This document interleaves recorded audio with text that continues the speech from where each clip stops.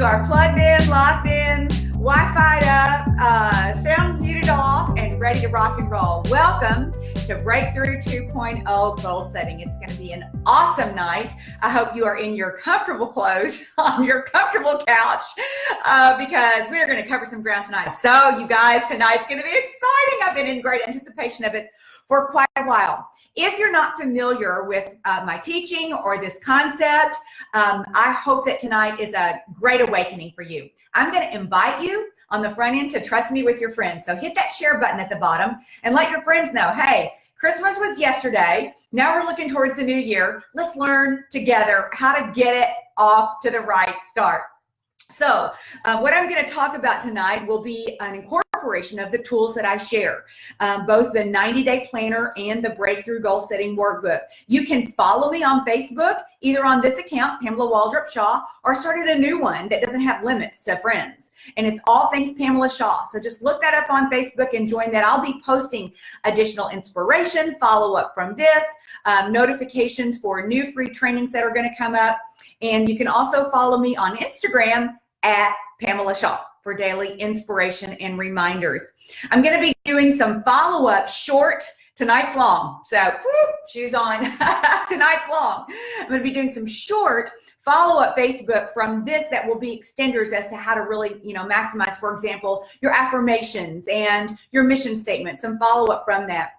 On the breakthrough book in the months ahead. So I want to invite those of you quick decision makers who are ultra serious about growing your leadership and growing your business to the next level. I have about 10 open spaces in my Breakthrough Live Goal Setting in Bowling Green, Kentucky, hosted at the Old Stone Country Club on February 16th and 17th. The first 10 to hit the trigger will be the last 10 to go. It's a small group of 28. The last one I did was 22. And the last time I did it, wow, the feedback was awesome. So I'll tell you more about that later. The tools I'll be referencing tonight are on PamelaShaw.pink. Again, Nicole is online to answer your questions in the chat, so feel free to throw her one of those. Again, hit your share button and let your friends hear what you're learning so that you can have a stronger tribe around you walking in the same direction of your New Year commitment to increase. All right, I see a lot of people on time. Hello, I'm Pamela Waldrop Shaw, and welcome to Free Goal Setting, Breakthrough Goal Setting 2.0 for the new year. If we were in a stadium or a hotel ballroom, your ticket would have cost $1,000. I'm not kidding. If you were paying to come to a venue, it would have cost $1,000. So I'm grateful to bring this to you for free in the comfort of your home or your gathering if you're in a huddle. I know some of you are. Hey, out there in Arizona, I know you guys are in a huddle. If you're in a huddle, if you're at a local gathering, if you're all by yourself, if you're with your mate, whoever you're with, I'm grateful to bring it to you in the comfort of your sleep pants, your favorite chair, your bed, or your couch. Top-notch and fresh training to support the success of your new year. With years of experience, both my personal experience and through others that I have coached, other teachers, authors, professors, psychologists, psychiatrists, neurologists, scientists that I study, in my version of creating an impactful change in your life, I pray that this investment of my time and yours is going to be something that you will look back on and that you will say it was pivotal. I have about 30 hours time in preparation for tonight, about 30 hours of my time in preparation of this workshop without time in reading the other authors and studying the other people whose wisdom and insight and knowledge that I've incorporated. So if for some reason you can't stay on the whole time tonight, you'll want to block an appointment with yourself and make sure that you go to school on the concepts that I'm bringing you tonight. 2 hours of your life out of the 8,760 hours that you're going to have in the next year is not so much time to invest in getting set up with great clarity and great intention for impact as you can. I'm honored that you'd share this time with me. Sometimes the price of what you spend on something, what it costs you, is what you equate with the value of the experience. And so that's why I want you to pretend that you did pay $1,000 for this 2 hours. The start of the year is an exceptionally special season. The hope of a fresh start, of a new beginning, a new year. The only things we're keeping from last year are the victories the relationships, the good memories, our experiences that bring us satisfaction and joy, happy moments, and of course, the rest that we're taking are the lessons. So let's just say to last year, thank you for the lessons. Go ahead, say it out loud. Thank you for the lessons. I walked away with more than one lesson. Thank you for the lessons. Bye-bye, okay? Don't do what most people will. Most people will wait until December 31st to randomly stab at an affirmation or even a half-hearted wish, or January 1st to toss out a few resolutions that are faded before noon the next day. In many ways, we all want the same things in our new year: kindness, safety, answers, forgiveness, second chances, closure, inspiration, wisdom, focus, increase, wealth. It takes intention and contemplation and integration. Intention, contemplation, integration for change to have meaningful staying power. We're not going to stab at goals. We're not going to toss out meaningless resolutions. We are going to lay the groundwork for solid, successful goal setting. Let this year be the year that is a turning point of your life story. Let this year be the turning point in your life story. Create real and meaningful change that you design and that you decide and that you integrate into your life. A fulfilling, rewarding, successful year. How does that even happen? You know, we know that the pace of change can be slow. I also know that some of you have experienced and you've watched other people advance exponentially and fast. When it's possible, or when it's even in the realm of miraculous, it's still accessible to you. But we must mentally be in the game to experience acceleration, elevation, exponential increase. Starting today, I don't know if you noticed or not, maybe you got an email or two like I did. In all stores, there will be closeout sales. Everything must go. Everything must go to get rid of the old at bargain prices to make room for the new. Things that were good for purchase yesterday at full price, today there's no room for them in the store. What's up with that? It's all got to go. I heard a message from Sarah Robert Jakes this year that caused me to make a connection between the message and this time of year. It's got to go. She based the message that she delivered off of Matthew 26:69, where Peter was found at an in-between. He had a spirit of disconnect with Jesus, someone who had walked with him closely. He was sitting around and he was thinking about everything that had gone wrong. Have you ever sat around and just thought about everything that's going wrong? Well, that's what Peter was doing. He'd become disconnected with what he once knew, with what he had experienced as miraculous and magnanimous. And a girl came by and she said, "Aren't you Peter? Aren't you the one?" Somebody reminded him of who he was. A time when he had more faith. My friend, when you deny a part of yourself, you block your breakthrough. Many people choose to stay broken down. They don't want to be reminded of who they really are, but not you. You are on here tonight listening and learning from me because I'm going to remind you who you are, and I'm going to remind you to take back or to further move towards the promise that's yours. To remind you of a time when you did have more faith, maybe more confidence, maybe more clarity, and bring back or further you into that clarity. This can be your year in absolutely every single way. If it's something that's going to take up space to prevent new from coming in, it's got to go. We're going to have a sale. Everything that is no longer profitable in your life, it's got to go. It's got to go. Everything that is no longer profitable must go. Stress, fear, worry, bitterness, misery, depression, regret, confusion, apathy, laziness, anxiety, excuses, blame, shame, old patterns, old reputations. It's got to go. Can you just say right now with me, it's got to go? Say to your inventory, no, you can't stay here because there's no room for you if you're not profitable. I want you to say it out loud. You got to go. You cannot stay here if you're not profitable. This internal, all those emotions that I just rattled off, they've become your default. But thank God for his powerful design of your amazing brain, your DNA, your amazing body. All of it has capacity to renew, to change, to override so that you can create new defaults. Tonight is going to be about that. We read and we hear stories of people who came from or who created utter destruction and chaos in their lives, and they now live exceptional, purpose-filled, rich, wealthy, meaningful lives of connection and service. I can't go to next until I clean up now, and that can happen in an instant. It's got to go. Meaning, cough it up and give it a name. It's just not profitable. It's got to go. Everything that is not profitable or beneficial in your life, in your thoughts, in your mind, in your heart, in your home, it's got to go. What's taking up unnecessary space? It's got to go because I want to grow. It's got to go because I want to grow. Anything that's keeping me from seeing what he can do within me, it's got to go.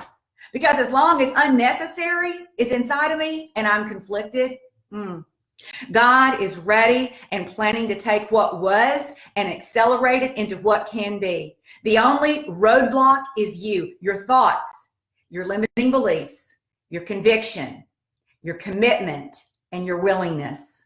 Are you ready to get out of the way of yourself and see fresh opportunities, increased wealth? Success is waiting for you in this new year. Nothing is off limits. When I make space for God to do this work in me, he makes space to blow my mind. He says, I know who you used to be, but I know who you are. My prayer is that you will invite a fresh fire that will consume whatever and whoever in your life is not profitable. This is your year of increase. I want you to know on the onset that you are beautiful and that you are talented, created in love for a purpose greater than you can see. Born with gifts and talents awaiting you to invest in them to become your strengths. You are. And if for some reason you've wandered from your core truth, or you tell yourself a different story from time to time, if you wander in and out of it, and if you're not living in that truth of who you know you're supposed to be, if you're still looking around, tempted to compare your accomplishments or your rate of growth or your journey with someone else's, you can change, and you can change it tonight. Recognize that you're more than enough, because you and we're the poetic work of a loving and magnificent God who designed you to be uniquely you, just like you are, lacking in nothing, with a specific purpose on this earth. You'll have to shut out the noise of the world, shut out the messages that highlight Hollywood, famous, rich, elitist as the most desired pathway. Open yourself up to the influence that will grow you, that will elevate you, and that will encourage and inspire you to be you and bring your best version to the world. I'm not sure the reason you're on tonight. I'd love to invite you to tell me why. And I'll ask Nicole to just try to star or highlight those answers. I want to know. I want to hear from you. Why did you get on tonight? I'd love to know what you hope to hear. I'd love to know what you want in this new year more than any other thing, what you need from me to support your success journey. And I'll use your comments to prepare future free Facebook Lives this upcoming year. Okay, before we go further, if you haven't yet, would you hit that share button on your screen and put the broadcast on your Facebook page so that your friends can have the option of joining in with us and learning more about Breakthrough Goal Setting 2.0. You're not only answering the question tonight, what do I want? I'm going to say this more than once tonight, so you're probably going to want to write it down. It's not only what do I want, it's how do I show up? What do I want? Okay, that may have taken some of you a while. It took me a while. But not only what do I want, the next one is how do I show up? If that's what I want, then how am I going to have to show up? It's a package. Sustainable change and increase, it doesn't show up apart from acknowledging key behaviors, habits, and patterns. If I want something new, I have to show up new. What does that even mean, Pam? Finding your best and being your best and growing your potential from the core out. From the core out. If you lose 20 pounds or you make $10,000 more, but you haven't really invested your talents or your character growth, you'll still be restless. Your goals need to inspire you. They have to be true enough to you and big enough for you and genuine enough within you to get you out of bed in the morning. If they're not waking you up early, they're not big enough or they're not genuine enough. We're going to work on that tonight. People succeed or fail in their lives in the categories of time, money, relationships, and emotional management. These are 4 universal categories, regardless of your business, career, philanthropy, or age. If it's going to happen, I have to start narrowing the question, what do I really want?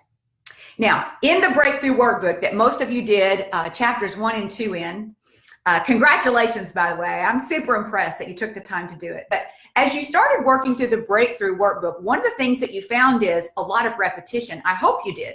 There's repetition. If you did chapters 1 and 2, you probably kept coming to some of the same conclusions. You probably kept writing down some of the same things. That's not an accident in its design. It's not a flaw. If you kept repeating an answer, you probably had a simple time coming to the clarity on your priority at this season and the 1 or 2 or 3 goal setting categories for this season. By working through the first 2 chapters of Breakthrough Workbook, you now have a good idea of what you want. Answering the first question, what do I want? For those of you who haven't yet done the first 2 chapters, I'm going to probably say this again a couple times tonight. It'd be a great idea if you did that first, but if you're already on our mailing list, we're going to automatically send you a free download on a shortcut to goal setting. It's a 14-page free document. It extracts the minimum from that. You're going to get it in the email tonight while this is happening. For those of you who are new to me, you can just go to pamelashaw.pink, click on Learn, and request the free download. But you're going to, once you get the question answered, what do I want? Which most of you on here tonight have answered that because you did the homework on the front end. You are on the pre-goal setting. What do I want? Once you've answered that question, you've got to answer, how do I show up? In other words, how do I want and need to live? Who will I need to be? I stand before you tonight, not as the same woman who created the first edition of the 90-Day Planner, or the woman who edited the first 21 years of it. I'm a growing version of 25 years of this process in a written, published format. 35 to 40 years of my life practiced prior to the publish of the planner. So the goal for us as we advance through life is to show up differently, to show up improved, to show up grown, to show up on some level of increase because we're evolving. But there are 2 more questions. Not only what do I want and how do I show up, but there are 2 more questions that we're going to address tonight that will be very important. How will I need to think? We're going to spend a lot of time here. How will I need to think in order to show up the way I need to show up in order to get what I want? And the last question is, what will I need to do? What do I need to do, activity, in order to think, in order to show up, in order to have? That's where we're going. A subcategory that we'll get to in one of the shorter Facebook lessons is who can go along the journey with me? Who can go with me? That one will be on connections. We're not going to touch that tonight, but just so that you have an idea moving forward. So my prayer tonight comes to you from Psalm 19:4, that the words of my mouth and the meditations of my heart would be pleasing to God and would stir your spirit in a unique way. And that whatever words I do say, that the words you hear would be words that you need to hear. In November, I did a Facebook Live on Journal the Journey, where I published the new prayer journal. I started with some questions that night, and I want to revisit those questions along with some others to get our mental juices flowing. Tonight is an exploration process. It's not about absorbing emotions that don't serve you well. It's not about feeling guilty when I ask you a question that doesn't feel good. It's not about rehearsing old failures from last year. What did we do last year's failures? We said, thank you for the lessons. Bye-bye. Okay, gone. Thank you for the lessons. The temptation to lose valuable time in living historically will rise. Squash it. We're taking these days leading up to the launch of a new year forward to be focused forward, to be visionary, to be futuristic, and to be optimistic. But we have to establish an honest starting point and start from where we are. I can't start from where I wish I was. I have to start from where I am. So if this is my starting point and I want to come up to here, I can't start here. I still have to start here. So it doesn't matter from where you're starting where you are. I want you to say out loud wherever you're sitting, I'm starting from where I am. And so that's where I am. And so I'm starting from where I am. We can lose so much time wishing we were starting from a better place. No, this is our starting block. I used to run track. Believe it or not, I used to run track.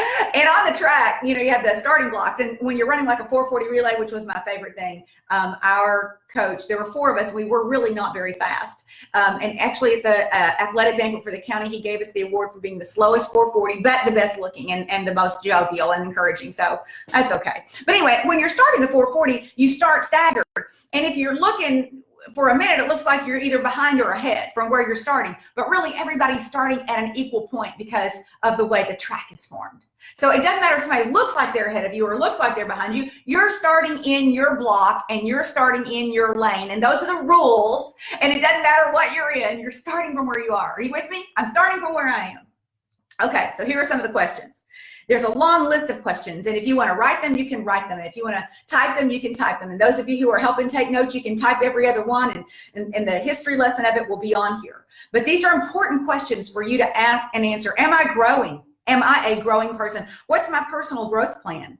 Do I have a plan? What is a growth plan? How do I acknowledge, address, and manage or steward the values, thoughts, and strengths, good habits, bad habits? You're like, how are we going to type that? Okay, just listen for a minute. You don't have to write them down, but I do want you to listen.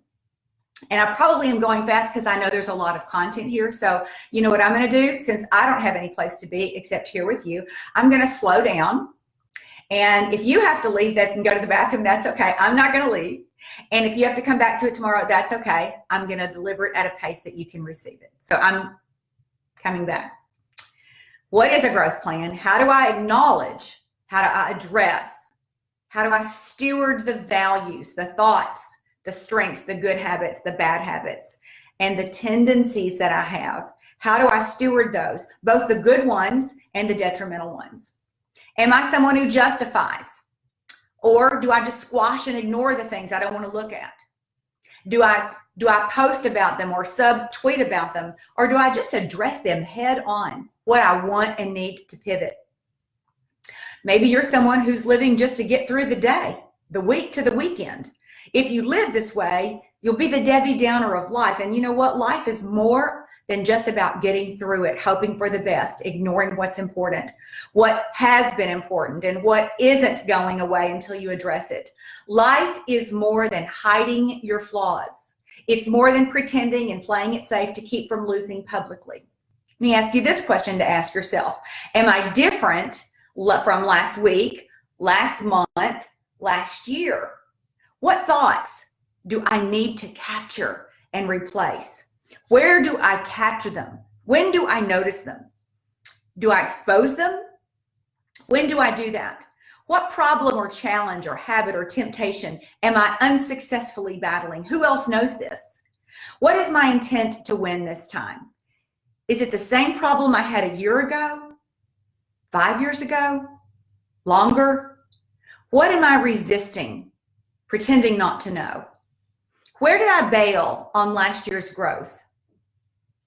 Ask God this question. Where have I, Lord, in your face, ignored something you've been telling me in the whisper? More than once, I've heard you tell me to stop that or to start this. What have I ignored in the whisper? Am I growing in character? Am I growing spiritually, emotionally? Am I growing in knowledge in my business? How about my wellness? How am I taking care of my body, my health, in my overcoming tendencies, in my thinking, capturing my thoughts, in my relationships? Let's add, in the past year, in what areas did I win? Where did I win last year? Let me think. Where did I win last year? And specifically, what were my wins? What specifically am I really proud of where I won last year? Where could I say that I grew and I improved last year? It's very important to acknowledge this list and to acknowledge where you did grow. Then the others. Did I not accomplish a goal because it just wasn't important to me after all? Did I find something else that meant more to me along the way? Did I just get distracted, disconnected, lazy? Did I keep falling back, ignoring the whisper? Did I procrastinate? At this point, you got to give yourself two things, girls. And here's what I'm going to call it. Girls and boys. We got some boys on here tonight too. The men and the women. Tonight, it's important for you to give yourself two things at this point. Ready? A whole lot of grace and a swift kick in the butt. See, you can't move forward if you're constantly, I'm on this and I'm that and I did so bad and I gave up so easily and I got so distracted and I wouldn't stay accountable and I didn't show up and that's so much weight. Nobody can carry around that kind of weight. So give yourself some grace. You know what? Bye-bye to the year. Thank you for the lessons. Thank you for the reminder. And then a swift kick in the butt forward. Because it's about progress. It's not about perfection. Growth is never about perfection. It's always about progress. The rate of progress depends on honesty, the right accountability, and often measurable improvements with a game plan to implement what is new. Okay, the space between my big dream and vision and the right now of, my big dream and vision, the space in between now and my big vision of, well, gosh, I'm so busy or I have to, is intentional clarity on what you really want and what you're sincerely willing to do about it. So here's a new one from me. Stop goal setting. I told you it was going to be different. Stop goal setting. What? Pam, what are you talking about? What I mean is stop goal setting if you're merely setting a goal without putting the total package and the foundation together for ultimate mind-blowing. You'll come to the conclusion that goal setting doesn't work. Tonight, we're going to explore a familiar yet underutilized way of thinking to nail this New Year's goal. The answer to your goal accomplishment is in the support thoughts and habits behind them. Thank you for investing in the tools to support your pivots and your growth. The tools I've created are for the purpose of sharing the process of the thinking. I've created tools to share the process. They can be found on PamelaShaw.pink, and the three of them do three completely different things, but they work in tandem. Tonight, I'm going to be teaching you the process. The Breakthrough Goal Setting Workbook, the first two chapters have questions guiding you to the repetition of thought to get you to a singular decision. What is your priority right now, your priority in life right now, and what 1 to 3 goal categories do you want to invest in? In the past, we've all focused on grabbing goals in 2 or 3 categories, breaking them down 1 year, 90 day, 30 day, this week, today, and then leaving it at that. We forget the year, the 90, the 30, and then we just go about being busy every day. We rarely check back in with the goals. We rarely look at the goals again. And so therefore, we find ourselves in a position of failure, not advancing in the direction. So at this season of life, you have certain priorities, and if you've already worked through the first 2 chapters, you have come to the conclusion of what those are. There are 10 sections in the book. The first 2 we're tackling today, and if you want what you want and the goals to get there, and then the other 8 I'm going to teach from. Then there's the prayer journal. In the front of the prayer journal, there are similar but clarifying thoughts in the front, a daily reminder of who you are, what you want, where you're investing in your growth, but without the to-do list. You don't want your to-do list from your planner or your breakthrough workbook in your quiet time. You want the remembrance of that in your quiet time so that you're reflecting, you're giving your neural pathways an opportunity to create deeper creases and create fresh new memories with the new thoughts that you're making and you're creating. But the prayer journal is for that contemplation. And then lastly, the 90-day planner. It's the day-to-day tool that will give you a place to put your daily habits, your key behaviors, and your action steps. Why tools? Why do I have tools? Fill in the blank tools. Because you do not rise to the level of your goals. You fall to the level of your systems. You don't rise to the level of your goals. You sink to the level of your systems. So if your goals are grandiose and your systems and tools to track are tight and high, then you will rise to the level of your goals. You don't rise to the level of your goals, you fall to the level of your systems. But if your systems are as high as your goals, you will rise to the level of your goals. We're flawed people when it comes to remembering. Each tool has a specific purpose to work with the design of your brain to get the most from your journey. If I remain the same, if I do the same things, if I think the same, if I defend my old pattern and my old book and my old planner, I will likely not grow. To grab my increase, my success, and my new year ahead, I got to answer with a fresh, different answer. What do I want? How do I show up? How will I need to think? And what will I need to do? I said stop goal setting. I don't mean that singularly. I mean stop goal setting the old-fashioned way. Write it down, break it down, then put it someplace where you forget it, and wait around 11 months of the year, and then before it turns New Year's next year, look for your goal book. Oh, that's what I did when I designed the 90-day planner. I was a master at goal setting. I had written them down. I had followed them. I had made accomplishments. But that particular year, we had moved to Kentucky, and I'd written my goals down prayerfully, carefully. I set those goals. And then I had made a decision to advance in my business. It was a big step. It was a step that only a small percentage of people had ever accomplished. And I was standing in this office. It wasn't remodeled at that time. I was standing in this office, and I'm looking around, and I'm like, where is my goal book? Where is my goal book? I know, because I had a planner, and I had a notebook, and I had a planner of a planner, and I had a notebook of a notebook, and I had a goal book, and I had written them out, and I knew, because I'm good at goal setting, so if I could find it, it would validate that I had accomplished and I finally found it, like after a half a day of searching for it. I finally found my goal book. Who does that? Not anybody who wants to accomplish something. So I started flipping through my goal book, flipping through. Yeah, I did that. Yeah, I did that.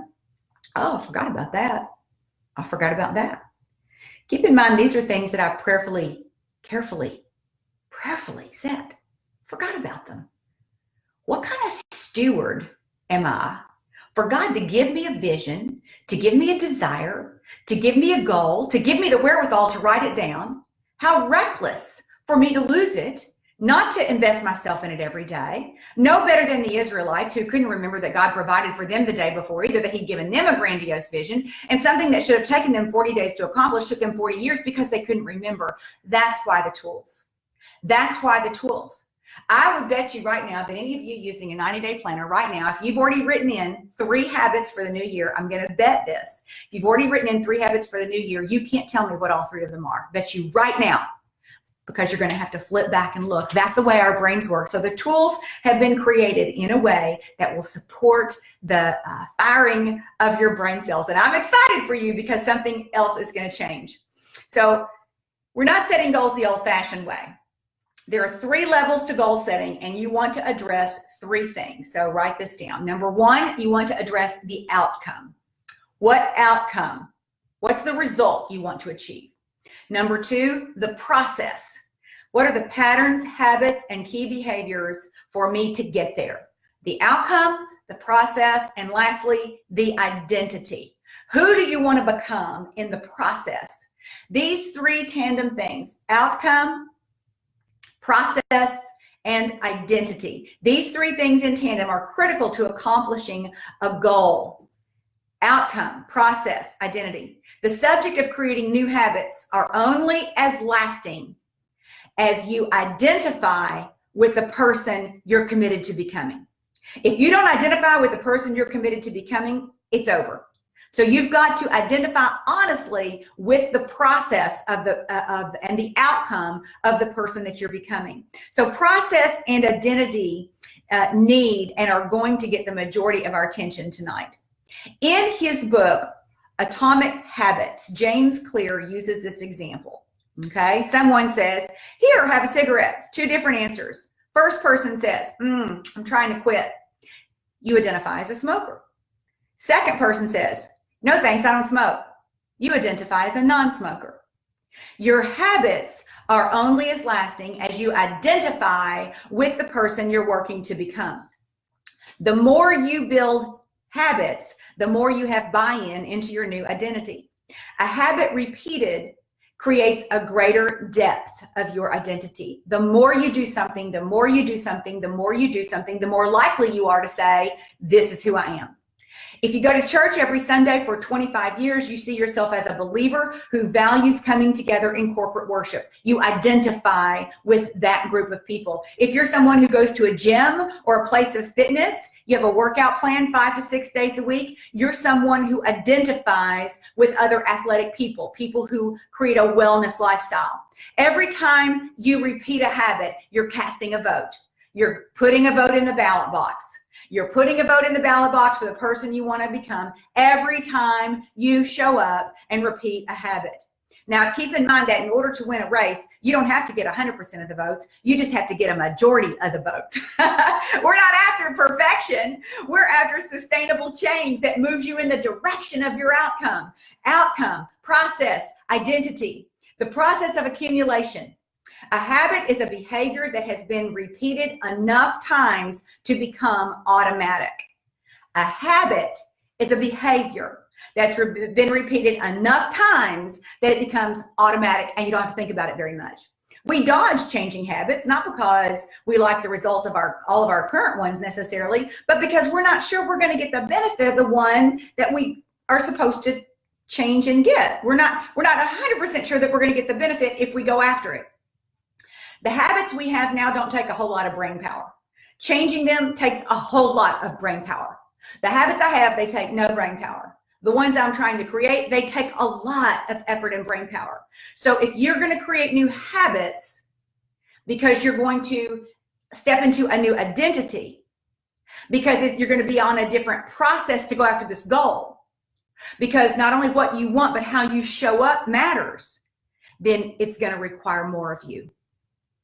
Are you willing this year to give more of yourself to growth, to improving the identity of the person you want to become, to step closer towards the outcome of the goal that you want to achieve? You have countless habits right now. By the time we become adults, we have established an endless number of habits and we don't even notice what they are. These habits run our lives and we often don't give them a second thought. We never think about which leg we put into our jeans first, which footie we put on first, whether we tie our right shoe or our left shoe first, the fact that we brush our teeth in the same pattern every day, whether we wash our face or don't wash our face, or the ritual that we have before bed. We get in and out of bed on the same side, start your car, buckle your seatbelt in a certain order, and so on. Before we create new habits, we have to acknowledge how deeply rooted and encoded our current habits are, and we have to get an honest grasp on what they are before we can begin to create new ones that could replace us to give us an outcome that we really want. We do things that bring us peace of heart and mind in the moment, that give us results, that build relationships that we value. We also do things out of habit that block results we want, that damage relationships that we value, that cause guilt or shame or grief or worse. Habits define outcomes. So goal setting tonight, more than setting a goal, is to decide what habits, patterns, key behaviors will most directly and most effectively take us to the finish line. It will be a trade-off. We're not just going to write down goals a year from now, goals 6 months from now, goals 90 days from now, a month from now, this week, today. We're going to have to break things out into activity because the math has to work. But it's going to be a trade-off in that you have to become super intentional and honest. It's like cleaning out your closet or your house. You're cleaning out your habits. If a habit remains mindless, you can't expect to improve it. If it's not profitable, it's got to go. Just like clothes in your closet or the art on your walls, if it doesn't bring you joy or create a greater outcome towards the goal that you want, get rid of it. If it isn't producing fruit in your life, bringing you joy, taking you closer to your goal, then the habit's got to go. Psychologist Carl Jung said, until you make the unconscious conscious, it will direct your life and you'll call it fate. Okay. If you're enjoying this and want to share this with your friends, hit your share button and put this on your Facebook wall so your friends can watch. So instead of categorizing habits as good or bad, let's get rid of, oh, I've got a bad habit, I've got a good habit. Instead of categorizing habits as good or bad, let's call them effective or ineffective. Problems are really a result of habits that are effective or ineffective. Results that we want, they're a product of effective or ineffective habits. All habits serve you in some way, even the bad ones. You have to ask yourself, what is it that you're getting out of this habit? And if the habit's ineffective, what is it that you're masking or preventing or hiding from that would serve you better? Look at the long-term net effect when deciding about your habits. When I repeat this habit over and over, what is a predictable outcome? Okay.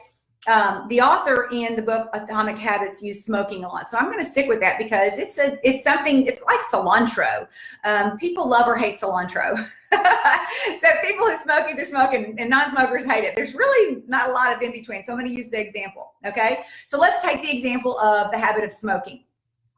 What happens in the moment when a person who is smoking smokes? Well, it fills in a gap of time. It's a nicotine boost. But over time, what is the net effect of that habit? How about going to the refrigerator mindlessly? What is the net effect of that habit? How about not holding 5 appointments this week? What is the net effect of that habit? How about missing a consistency goal for my business this week, this month? What's the net effect of that decision or habit? Scrolling on social media, what's the net effect? And on and on. It's never the one thing, it's the net effect, the accumulation factor of the choice. The process of accumulation is what I call it, and it boils down to this: your habits matter, and your choices in the moment matter, because everything accumulates. Will this habit, will this decision long-term accumulate into the character or the person I want to be? Does it mirror the identity of the person I want to become? The person who would achieve that goal, what would that person's identity need to be? So if I'm looking for an outcome and a process, the bottom line is my choice here in the habit that I'm creating has got to mirror, the action has got to mirror the identity of the person that I think would have that goal. Habits that agree with or confirm your desired identity are usually good. And habits that are in conflict with the person that you want to become or the person that you want to present to the world are generally ineffective and therefore bad for you. You do not rise to the level of your goals, you fall to the level of your systems or patterns or habits. As we consider goals, you already know we have to break them down: long-term, short-term, 90 days. That was harder to do, wasn't it? When you take a long-term goal, at the end of this year, I want to, or I want to have, or I want to be, or I want to create. When you break it down into 90 days, it's like, how will I know in 90 days that I'm there? Well, you have to mathematically do part of it. But part of it is intangible because it's a person you're going to grow to become and see yourself there.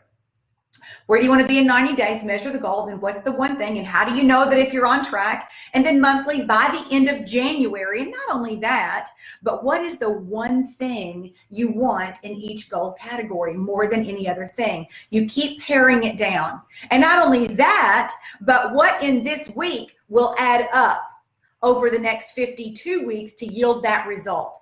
If I've got a year's worth of weeks and I divide it evenly into 52, what will I need to get there? And you're going, yeah, but not all weeks are the same. No, they're not.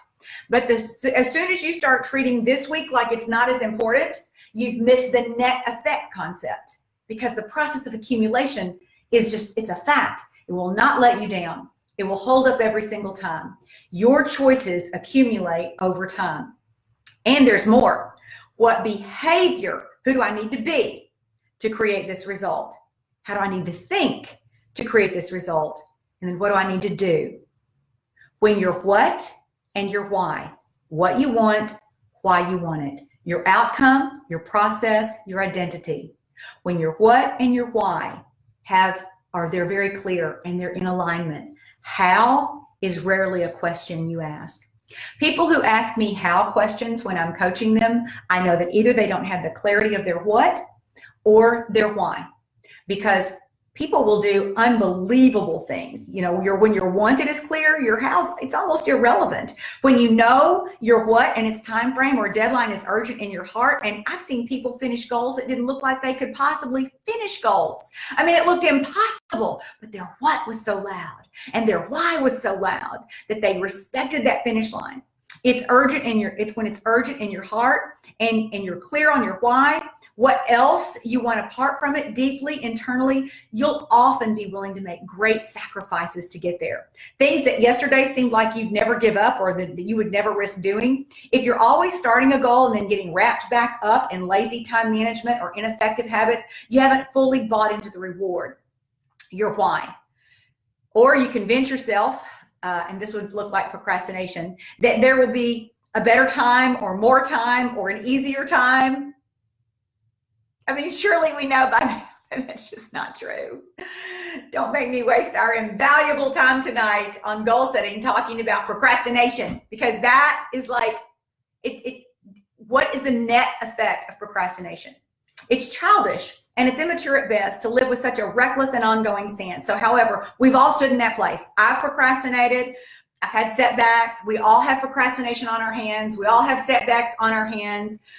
We've all recycled ineffective habits before. But from this point moving forward, this new year, what year is it? You say it out loud. What year is it?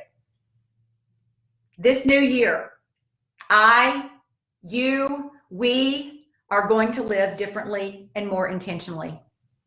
Okay, a quick recap of what needed to have happened in chapters 1 and 2 of your breakthrough workbook, or you can similarly accomplish in the free 14-page download that you're going to get if you're part of our address list. A quick recap on selecting which categories you'll invest in this year. 1, narrow your priorities at this season of life. It's hard to do because all the ones are listed that are important, but if you don't prioritize, you'll continue to be lukewarm in all the priorities. So prioritize on elevating one. That's going to be my word for this year, by the way. Elevate. It means to take something or someone to a place higher than what they could otherwise go on their own. So elevate is going to be my word for the year. Number 2, select 1 to 3 goal categories that you're fully committed to, willing, and able at this time to pursue accomplishment and goal setting. Like I said on the pre-goal setting workshop, 3 is good, 2 is better, 1 is best. You're like, but I would have so much white space in my goal setting workbook if I only set 1 goal. Yeah, you would. There's nothing wrong with white space. I'm sure you can write other stuff in there if you want to. But I'm okay with you setting 3, but absolutely no more. And then number 3, prioritize which categories are the most important. In the 2-day Breakthrough Academy that I hosted, the first one in October locally in Bowling Green, I go through a good 3-hour training exercise on this one very topic, narrowing down your true, genuine, hardcore priority at this season of life. In a nutshell, you have to determine what you already do and accomplish as a habit and where you must set new goals to move forward and advance. Okay.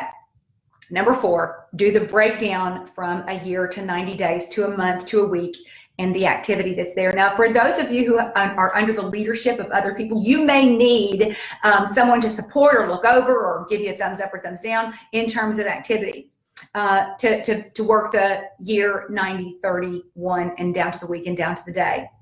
All of that is hard work, but that is not the epitome of goal setting. That is hard work. It is necessary. It's preliminary. But where we're going tonight is a whole new way of making sure that you nail your goals this year. That is important.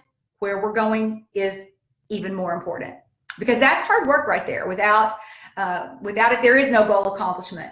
You have to have benchmarks of accomplishment. You can change, pivot, adjust, whatever you can measure. But if you can't measure it, you don't know where to even begin tweaking it. And yes, God can and will show up in multiplication and blow your mind. And mathematically, he didn't have to let any of that happen.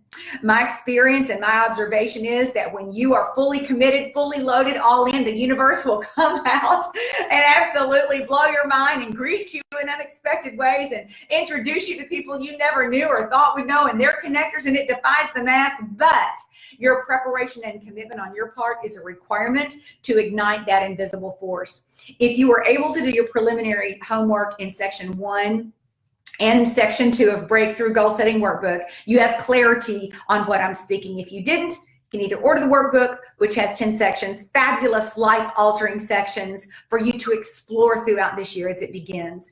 And then, of course, I've also told you that you can download, if you're not a part of our address list, the free 14-page shortcut to goal setting document on pamelashaw.pink. Just click on Learn and the pop-up will show up. So here is the bombshell of today's teaching. I've hinted at it. I've suggested this is where we're going. Your goal accomplishment are a few effective habits away. Your goal accomplishment are just a few effective habits away. You don't have to labor over the activity. You don't have to labor over the goal. You're just going to need to wrap your head around how you show up in order to accomplish this goal. If you show up as someone with an identity, as someone who accomplishes that goal, who has already accomplished that goal and show up, and you create the habits to prepare yourself to be that person, the rest of it is going to move into place. You're like, Pam, I thought this was on goal setting. It is. And you've done the preliminary work to get us to a place where we can talk about whether you're going to see your goals come to fruition. You do not rise to the level of your goals. You fall to the level of your systems, your patterns, your habits. It's your thinking, your feeling, and your choosing that will determine your outcome. It is your thinking, your feeling, and your choosing that will determine your outcome. Habits tie in closely to how you think, feel, and choose. Many people think they lack motivation, or they lack skill, or they lack self-discipline, or they lack support, when in fact they lack clarity. We need hope to accomplish a goal. Clarity provides hope. To succeed at a goal, you need a game plan to take action on a habit, because your goal is won or lost in the privacy of a moment that accumulates with another moment, creating the steps that lead to a habit. The what, the when, the where, the benefit. That's a habit. The what, the where, the when, the benefit.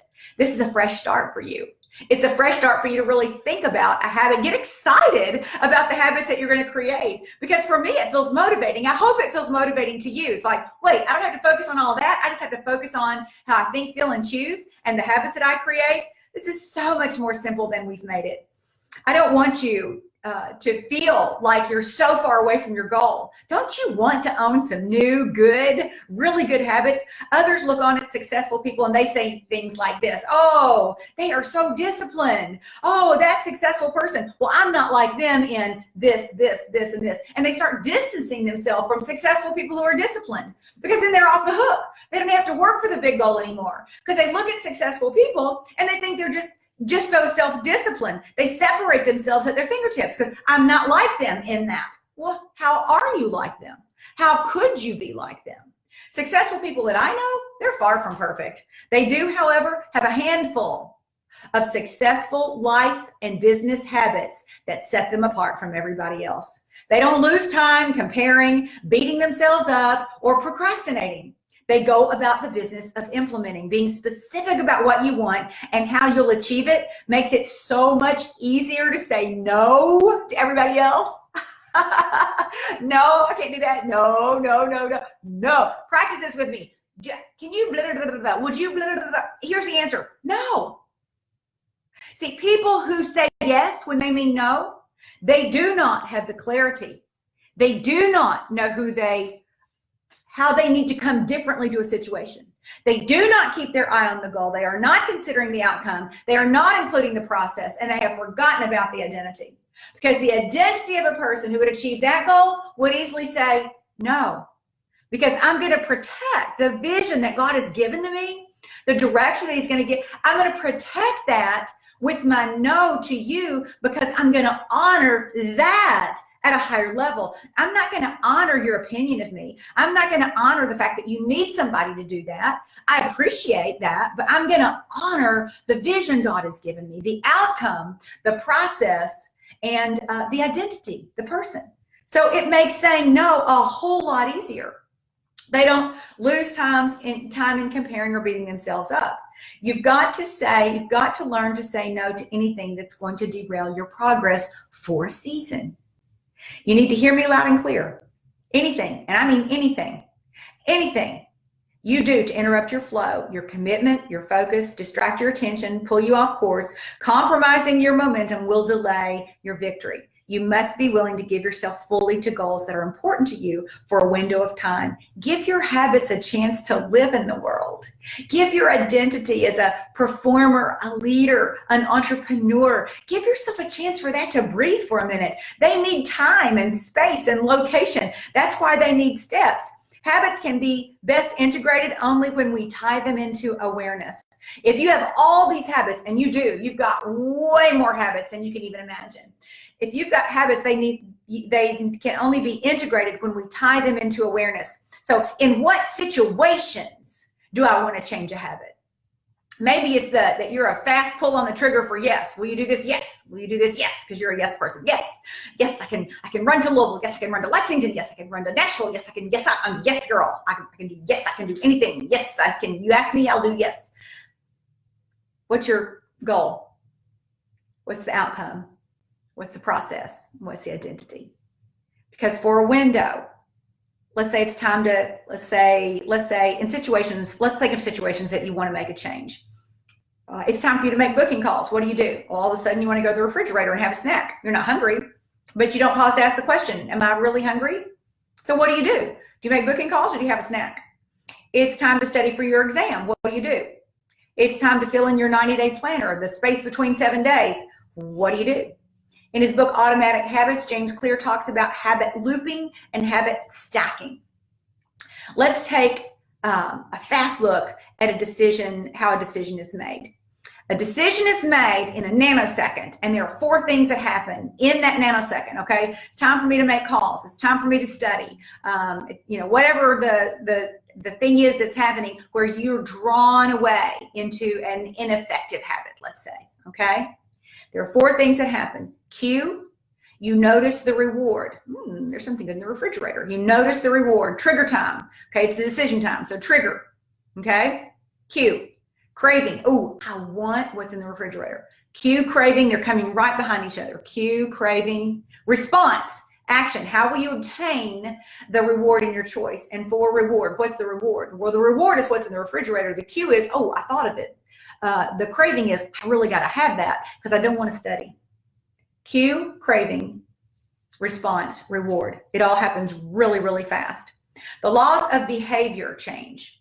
The law of behavior change, when you change your behavior, it equals the rules for creating good and breaking bad habits only when the sequence levers are in the right position. Cue, craving, response, reward. When they are, you get the change. Without them, it's impossible. Let me explain.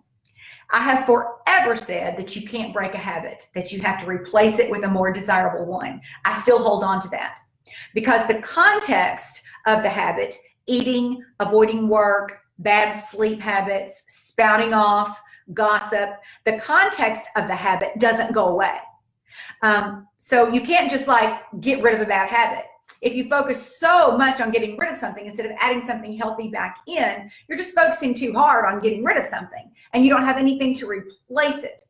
You have ingrained neural pathways giving life to this habit. But if you do want to diminish a habit, James Clear gives 4 steps. I think there are natural flows of simultaneously creating a new one, but for the sake of separation, if you want to get rid of a bad habit, now I'm going to go through 2 things. I'm going to show you how to get rid of a bad habit, and I'm going to slide in how to create a new habit. I think they happen at the same time, but I'm going to separate them for the purpose of you thinking maybe about a habit. Okay, so does everybody have a habit in mind? You got a habit in mind that you want to get rid of?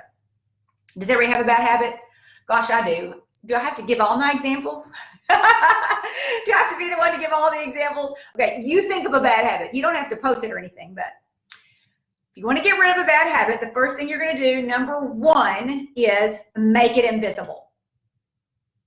If you have a habit of something that you go after, make it invisible. Remove the cue. Remove the cue. If I don't have it in the refrigerator, if the cue is gone, I can't go to the refrigerator to get it. I'm going to have to go to something else. So make it invisible. Remove the cue of your bad habits from your environment. This works mostly with consumption of some sort and could be as radical as unplugging your television. And then you have to plug it back in and reboot it all up before you watch a show. And you have to name the show before you turn the TV on so there's no mindless scrolling. That would be a way. Or radical is cancel your cable. Save yourself $200 a month. Just cancel your cable. Remove items that you bake from in your home. Like you don't have any chocolate chips and butter around. It's just not there. Make your own list. What needs to be removed? So number one, make it invisible. Number two, make it unattractive. Reframe your mindset. If you're trying to get rid of a habit, make it unattractive. Highlight the benefits of avoiding your bad habit. What's the benefit of avoiding versus, oh, I can't blank. You know, you're such a victim because you can no longer whatever. Oh, I wish I could just watch, you know, this much TV, or I just, you know, whatever it is. Make it unattractive. Reframe your mindset. Highlight the benefits of avoiding your bad habit versus indulging in it. This is where I believe focusing on the benefit of your new habit is superior. But if you can think through action to consequence, you're more likely to dodge the habit. Number two, make it unattractive. Number three, make it difficult. I've always said that if you have a difficult time waking up in the morning, to set an alarm in like 5 different places and then have one of those like alarms that runs around on the floor, you know, to get you up. But number three, make the habit difficult. Increase the friction between you and the habit. Create an obstacle course. Increase the number of steps between you and your bad habit. If I have to go out and buy an ingredient to bake, I'm much less likely to bake if I have to go out to get it. Engage commitment here. What would increasing friction look like to eliminate the least beneficial habit that you have? Make it unsatisfying. Number four, make it unsatisfying. Get an accountability partner and ask somebody who has enough chutzpah to watch your behavior and to call you out. Not making it their responsibility. Not making it their responsibility, but to give your habit 2 more caring eyes. Create a habit contract. Make it unsatisfying. Make the cost of your bad habits public and painful. Again, not someone else's responsibility, but accountability. So we have cue. We're noticing the reward or the trigger. Why? Because we're probably trying to dodge something that we need to be doing. Craving, we want the reward. Response, we choose action. How will you obtain the reward in your choice? And then reward, what is the reward? That all happens really, really fast. Now, where you can get really good at saying, wait just a minute, is if you notice the cue. If you notice the time when you say, I want something to eat. When you first think that thought, I want something to eat, the best question to say is, the best thing to do is to pause and to say, am I really hungry? Now, a lot of times the cue is so strong, the craving is so strong, you'll tell yourself to shut up and you'll beat yourself to the refrigerator before you can tell yourself to shut up that no, you're not hungry, you're going to eat anyway. You actually are this smart in the way that you're doing what you're doing. And so let's wire that process of habit formation from the positive of creating a new habit, because I believe there's a blend of both breaking and creating at the same time, okay? Whereas to break it, we were going to make it invisible, right? Okay? To create it, we're going to make it obvious.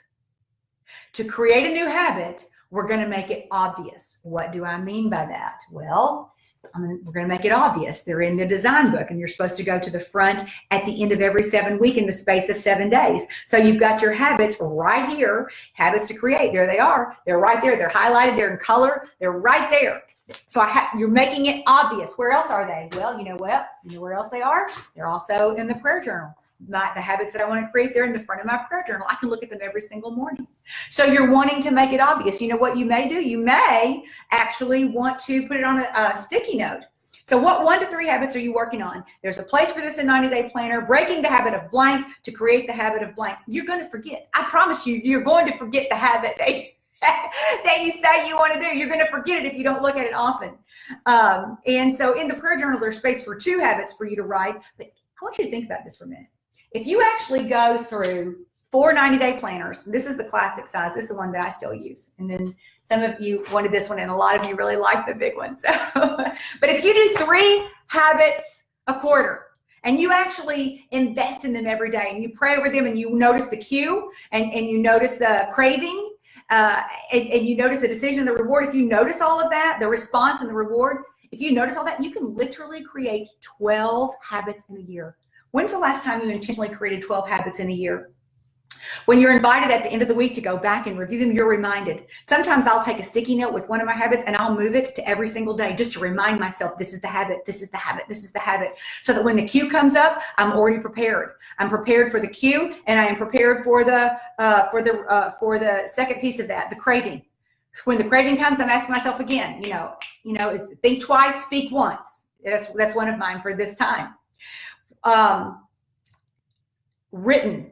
It's got to be written. So I'll take a sticky note with one habit that I'm determined to master, and I'll just move it every single day to my daily page. And then you can use verbal intention. I will blank at blank time. I will behavior at time in location. Okay. I will exercise at 8:30 at D1 Bowling Green. When you have a connector for your habit, I will sit and read my Bible and journal at 5 a.m. at my kitchen table. So I will behavior at time in location. When you have a connector of what, when, and where, you're more likely to create a new habit. I will write in my prayer journal for 15 minutes at 5:30 a.m. in my kitchen after I get a cup of coffee. That's stacking. Okay? That's stacking a goal. I know I'm going to get a cup of coffee when I come to my kitchen. I'm going to preset that coffee. So I will write in my prayer journal for 15 minutes at 5:30 a.m. in my kitchen after I get a cup of coffee. If I'm trying to create the new habit of journaling, then I stack it with a habit that I already have. I always get a cup of coffee first thing in the morning. Now I'm telling myself I will write in my prayer journal for 15 minutes in the morning at 5:30 a.m. in my kitchen after I get a cup of coffee, so that my neural pathways are cooperating with a habit that I already have. You're already going to your kitchen for coffee. Now you've added a habit of activity that may be replacing social media first thing in the morning. Maybe you're used to checking Instagram or a Voxer or your text or your email. You've added something different and you're making it obvious. You're stacking it with your cup of coffee. After I get cup of coffee, new habit. Meditate, read in my quiet time books, do my BSF homework, write in my prayer journal for X amount of time. Loop the habit, make it obvious by designing your environment. These are things that I have done that I call frame my day.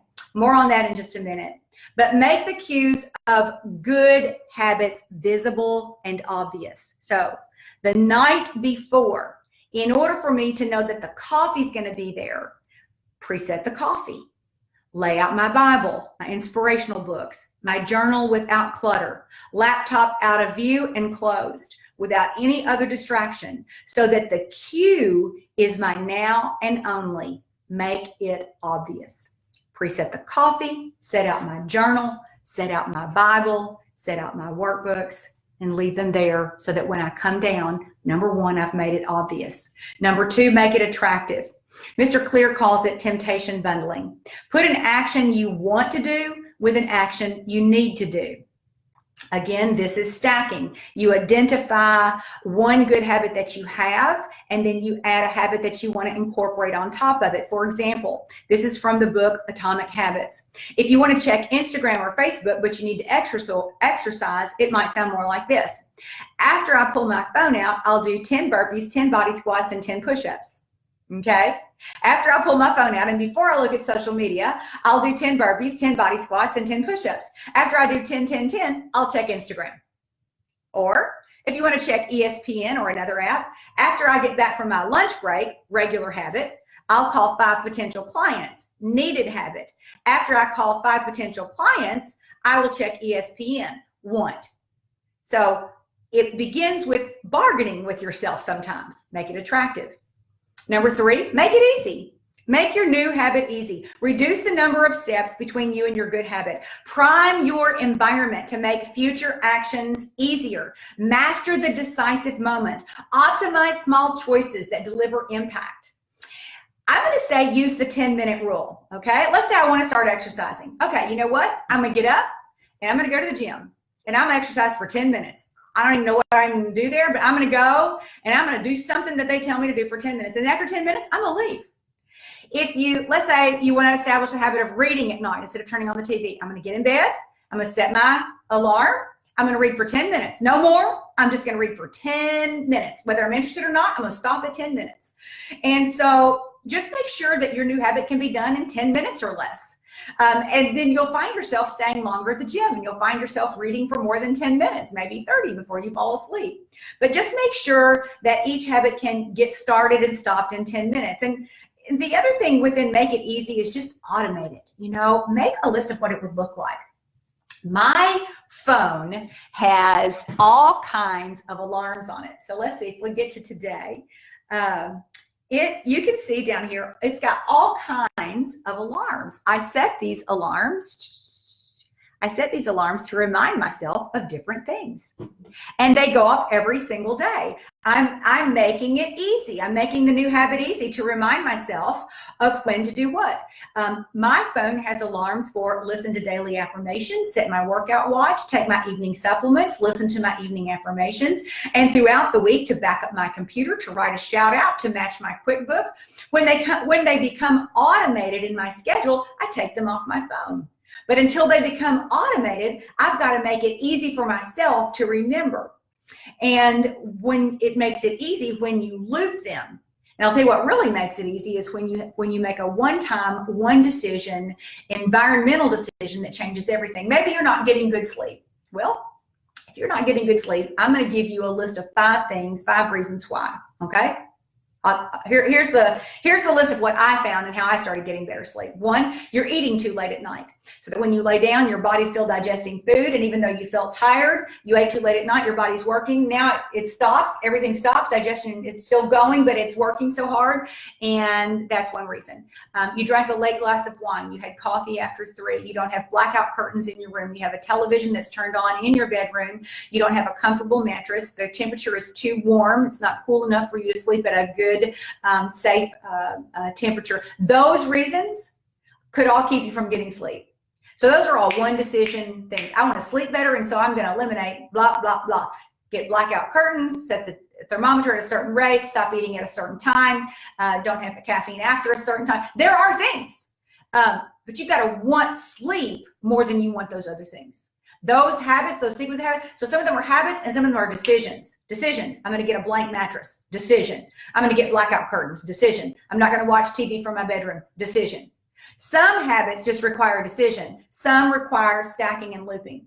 Okay, so back to number 3, make it easy, make the new habit easy. Number 4, make it satisfying. Use your 90-day planner to track your break the streak or make the streak. So when I first started doing keto and intermittent fasting, I used the front part of my calendar. It has the blank 90 days. It has 3 different months in here that are blank. So you can see these. Use these calendars. There are 3 of them in here. It'll take you your whole 90 days to track something that you're hitting or something that you're missing. It's so satisfying. It's like it's a good release of endorphins when you can track something off, when you can mark it off. Make it satisfying. Those 6 blank pages of 3 calendars, the front of that, you can track anything you want. I have tracked no peanut butter for 90 days. I'm not kidding. I have tracked no peanut butter for 90 days. I've tracked no sugar for 126 days, I think was the longest, maybe longer now. I've tracked number of days of keto, number of days of intermittent fasting, number of days with no gossip. Tracking can be very satisfying, and it can remind you, it takes you back to that memory loop, and it takes you back to your habit. Never miss a habit 2 days in a row. If you miss it once, you come back in tomorrow and come back in stronger with it. Get back on track immediately. Does this sound intrusive? Does it sound too harsh? Is it just, it's the reverse. It's not harsh and it's not intrusive. It's liberating to create good habits that you love. It's so much more, it frees your brain space so much more, not having to hide or justify or start over or explain yourself or talk smack or shame yourself or not have to decide twice or not have to overthink or not have to start over again for the millionth time. You're like, Pam, I'm not making the connection yet. Okay, I understand. Here's what I understand that I want to be able to convey to you. Your goals, once you've invested the time, either on the shortcut worksheet or chapters, sections 1 and 2 of Breakthrough, once you've decided on your priorities at this season and your top 3 goals, and you know the activity that needs to be done, the person you were yesterday was not doing that activity. the person that you're going to become and invest in becoming today, the person you need to bring into the new year.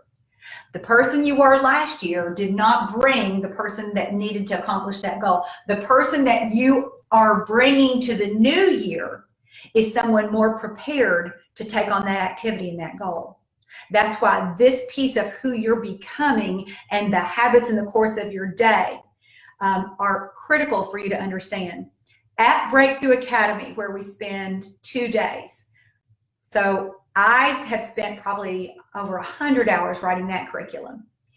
The only negative feedback I got from the 22 people who attended it was that it needed to be 3 days. So I'm giving you 2 hours of what I gave them in 2 days that they said needed to be 3 days. So I'm going to invite you to listen deeper and to keep working with me, because we're about halfway there. Keep working with me on this process, because I'm next going to take you through a process of both habit stacking and habit looping and framing your day. Because here's the reality, okay? If you walk from last year, who you were and what you brought, into this year, and you bring something different, a better version of you, a more intentional version of yourself with habits that matter. You could have a habit or a priority that's what you're working on right now, that seemingly has absolutely nothing to do with that goal, but in reality, it has everything to do with that goal. You're going to have to trust me. I know that this does not sound common and that this is not maybe what you expected to hear, but I promise you, we're going to celebrate your victory this year if you will keep following with me. The reason that you invest in creating goals and creating patterns is so that you don't have to decide twice. You don't have to start over for the millionth time. It's a free and liberating way to live, so that when you are in downtime, your mind isn't racing 24/7 on what you should be or what you could be doing or what you should be doing or what was meant to do or what you said. Wherever you are, you're at the other place. I want you to be wherever you are, that's where you are. I don't want you to be here and think you should be over there and over there and think you should be over here and over here and think you should be over here and with him and think you should be with them. And I want you to be so free in your mind, because you're so clear that wherever you are, there you are. These same steps, clear outlines, are similar to what I call frame your day. And it's going to be important that you frame your day. They both loop and stack your habits. So a frame is a solid structure that holds a beautiful piece of art, right? Frame, okay? In the morning and in the evening, you want to frame your day. You want to frame it in the morning and you want to frame it in the evening. It's the first 2 hours and the last hour of your day. You want to frame it. Successful people have frames in place every day, day after day, week after week, month after month. The structure holds your invaluable day, just like the structure of a frame holds oftentimes invaluable art. The steps to deciding on how to frame your day are actually in your prayer journal, and it just gives you a list of what you want to put together. How do you want your morning to look? What are the steps for your morning? What are the 1 to 10 things that you want to do in the morning? And what are 1 to 10 things that you want to do in the evening? What do you want the frame of your day to look like? When you structure the top and bottom of intentional habits and practices, you're more flexible to approach the center part of your day, the surprise moments of your day, the interruptions of your day ahead of time. I call these intentional habit guardrails. They're guardrails. They protect us from from falling off the edge or from falling in the middle. I reduce negotiation with this decided time frame. So framing in the morning and framing in the evening. I'm going to give you my evening, frame my day in the evening. Okay, this is the evening, frame my day. Let the dog out, crate him. Crate him, not like crate, put him in the crate. Preset the coffee, preset my supplements, set up tomorrow in my 90-day planner on both sides as much as I can, create the sticky half hour at a time, roll over any undone tasks. I always have undone tasks to roll over. I have never completed everything on a day. I set up my quiet time books, my journal, my prayer journal, and my Bible. I set the house alarm, lower the house temperature. I set my workout clothes, all of them, everything, panties, bra, socks on the heated floor. I wash my face, put on my products, put essential oils on my body, take evening supplements, get into bed, read, no TV, lights out by 9:30 most nights. That's my frame. What's your frame? When you do what you do in sequential order, you have a comfortable freedom in your mind that you're not forgetting important things. Pre-setting coffee is my backup alarm clock. If I don't wake up at 5, I'll wake up at 5:15 when I smell it. And because I have preset my workout clothes, by the time I'm trying to negotiate and think, I don't really have time to work out today. I've got a really big schedule today. I don't think I want to go work out today. I have already eliminated one big game changer, because one of the big game changers of why people don't go work out is they don't know what to wear. They don't know what to wear, and they don't want to go find things. These pants fit. I don't think this jogger fits. This shirt doesn't look good. I forget it, and it's over because I've already pre-made a decision that oftentimes keeps me from having to make a second decision. And so what else do you need to do in your morning and evening?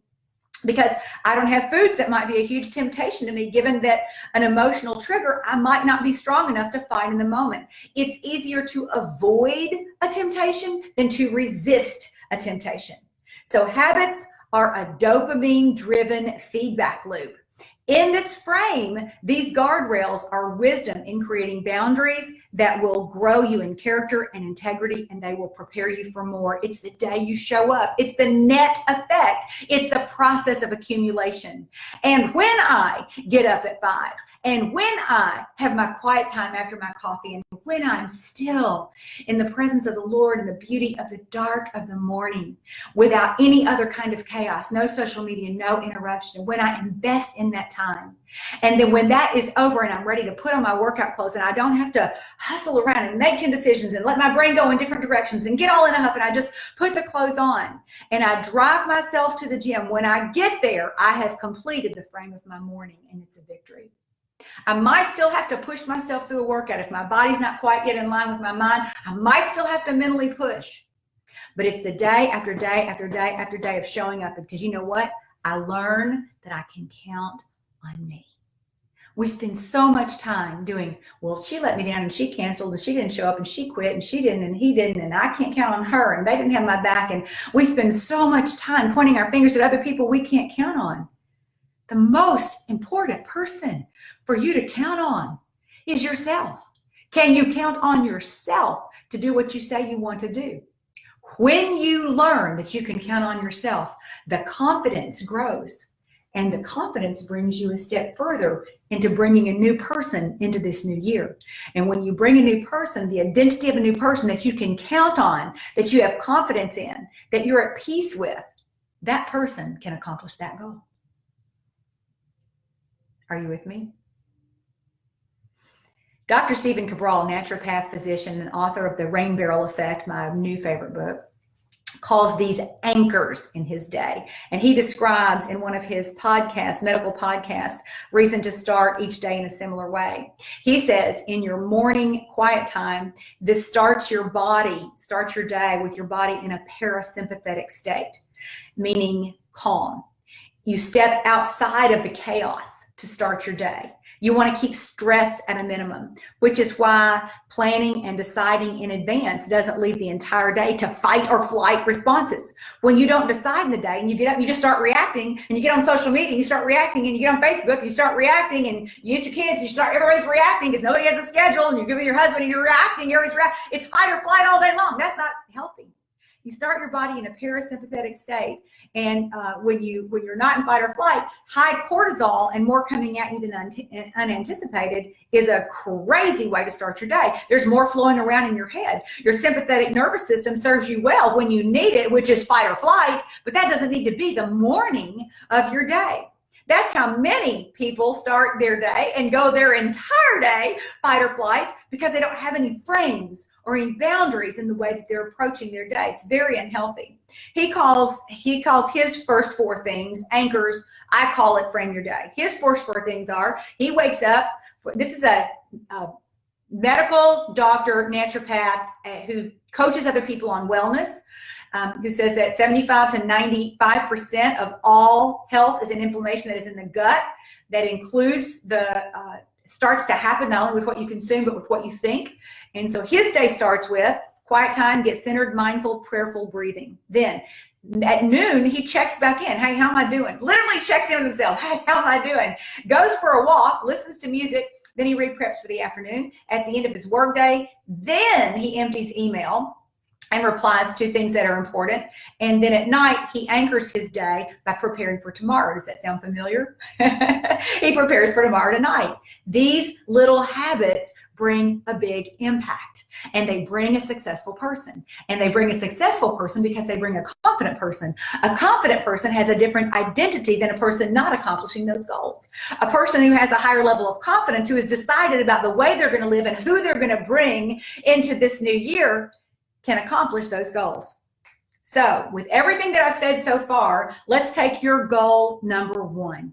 What's your number one biggest goal? What's the goal that you've set aside and that you've said, this is the most important thing to me? A year from now, I will have accomplished this. What's your one goal? What habit would most impact the success of that goal? How do you choose the most important habit to add, improve, radically overhaul? I want you to consider, because this is really important, consider the habit that's going to give you the biggest bang for your buck. If I want to build the size of my business, people, leaders, production, it may be that my best habit is a fitness wellness habit. Maybe, may not be.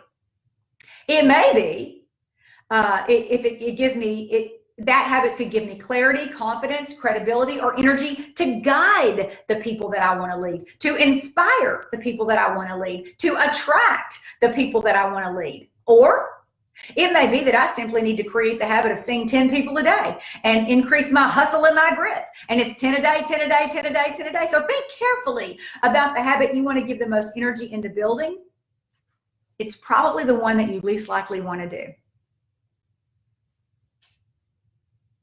Goal number two, same.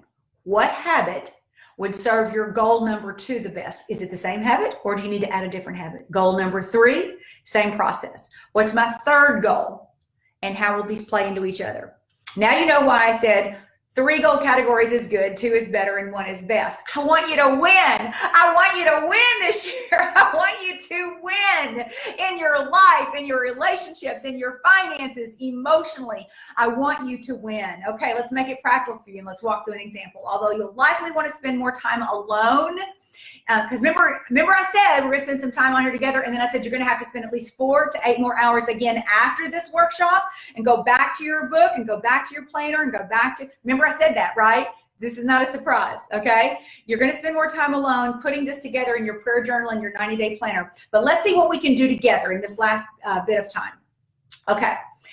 Do you have a habit in mind that you want to add or increase or make louder? Okay? Write it down.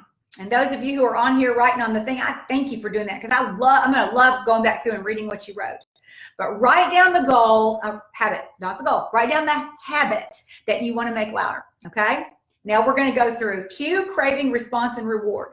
How to make it, how to get your habit in motion, okay? So you've got your habit written down, right? I see some things on here. Tracking, I see. What else do I see? It's liberating. Okay, we're catching up. Okay. Got your habit written down. Number 1, how can you make that habit obvious? How can you make that habit obvious? How can you make it obvious around your house? Can you loop it with something you already do? Can you loop it with a habit you already like? You know, can you stack it with another habit that you have? Can you set up your environment so that that habit is just automatically going to happen? Environment's the best. If you can change your environment, boom, it's gone. That's the best way to make a habit. Change your environment. Otherwise, stack it or loop it. So your cue. So when I wake up in the morning and I see my workout clothes on the floor, I'm like, well, look at that. I like that. I decided that last night. Okay. I see the cue, right? The cue. I smell the coffee. Oh, coffee's ready. You know, the worst is when I forget in the morning to do a piece of the frame of my day, because I have a thing by my bedside that's either it turns my alarm off, or it doesn't, or it's a panic button, either one. The worst is when I forget that part of the frame of my day and I don't turn my alarm off, and I walk downstairs for my calm cup of coffee and my calm, quiet time, and I get about halfway down the stairs, it's like, bah, bah, bah. That is the worst. So I put that house alarm thing really close to, like, on top of my phone so that I see it first thing in the morning, because I have done that before. Okay, cue, make it obvious. So now my alarm thing is more obvious. 2, craving, make it attractive. How can you make it attractive? Well, you can get new workout clothes. They're cute and you can't wait to put those on. Wear a new shirt somebody got you. How can you make it attractive? Think it through. What's the long-term benefit to me? What's the short-term benefit to me? See, the old way of getting rid of the habit, the cue, is to make it invisible. The old craving to get rid of the habit is to make it unattractive. I've known people who put dish detergent on the rest of a pan of brownies and then chopped them up and then threw them in the garbage to make sure they wouldn't eat them because they had thrown them in the garbage once before and gotten them out of the garbage to reheat them. I may or may not have done something like that myself before, but I'm just saying that I know a person who used to put soap detergent on them before she threw the rest of them away so that she wouldn't eat them anymore. So how can you make it, the old one, unattractive, and how can you make the new one attractive? Number 3, response. Make it easy. I get a coffee pot, fabulous Cuisinart that can set in the morning. And I've got a table with a beautiful view outside the back of my house. And so all my quiet time books, Bible, prayer journal, they're all set out. A notification. Lower your need to have to decide in the moment. If I have to decide, I'm relying on my emotions. Oh, sister, you do not want to rely on your emotions to hit that goal. No, you cannot rely on your emotions to hit that goal. So the more habits you create where you don't have to decide in the moment, you're going to win. Because if you have to rely on your emotions in the moment, you will take the lesser route. You guys, we are designed to conserve energy. Our bodies are. It's not that we're lazy. We're designed to take the easy way out. We're designed to have energy to go for the longest. So make that craving, old one unattractive, new one attractive. Response, make it easy. The notification, make the old one difficult. And number 4, the reward. Make it satisfying. Oh, putting a check mark on that calendar. I did it. I did it. I did it. I did it. That feels good. Telling someone, tweeting about it, making a social media post about it. Cross it off a calendar. Get right back on track. Make the old one unsatisfying.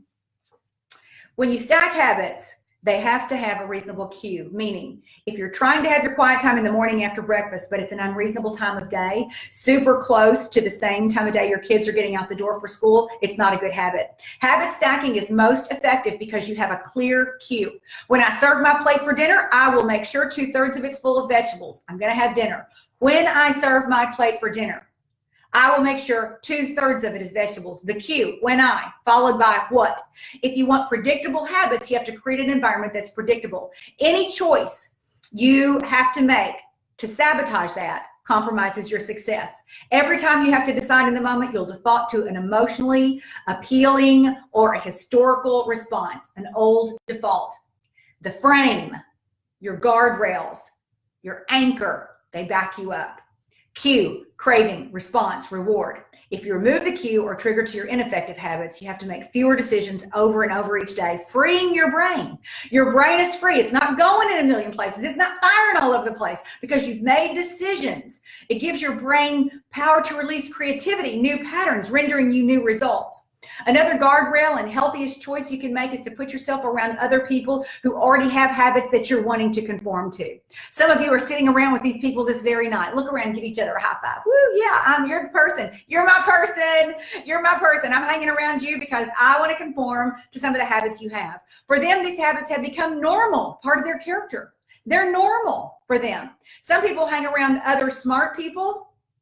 And even smart people hang around other smart people, and they hang around even smarter people than themselves. Fit people hang around other fit people who like to exercise, who are even more fit than they are.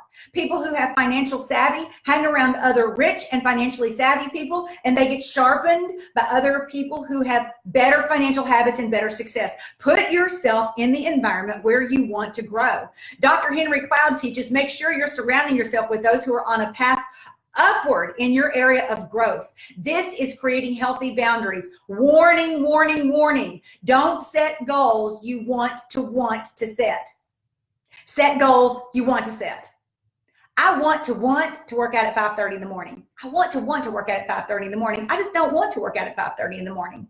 So I go at 8:30.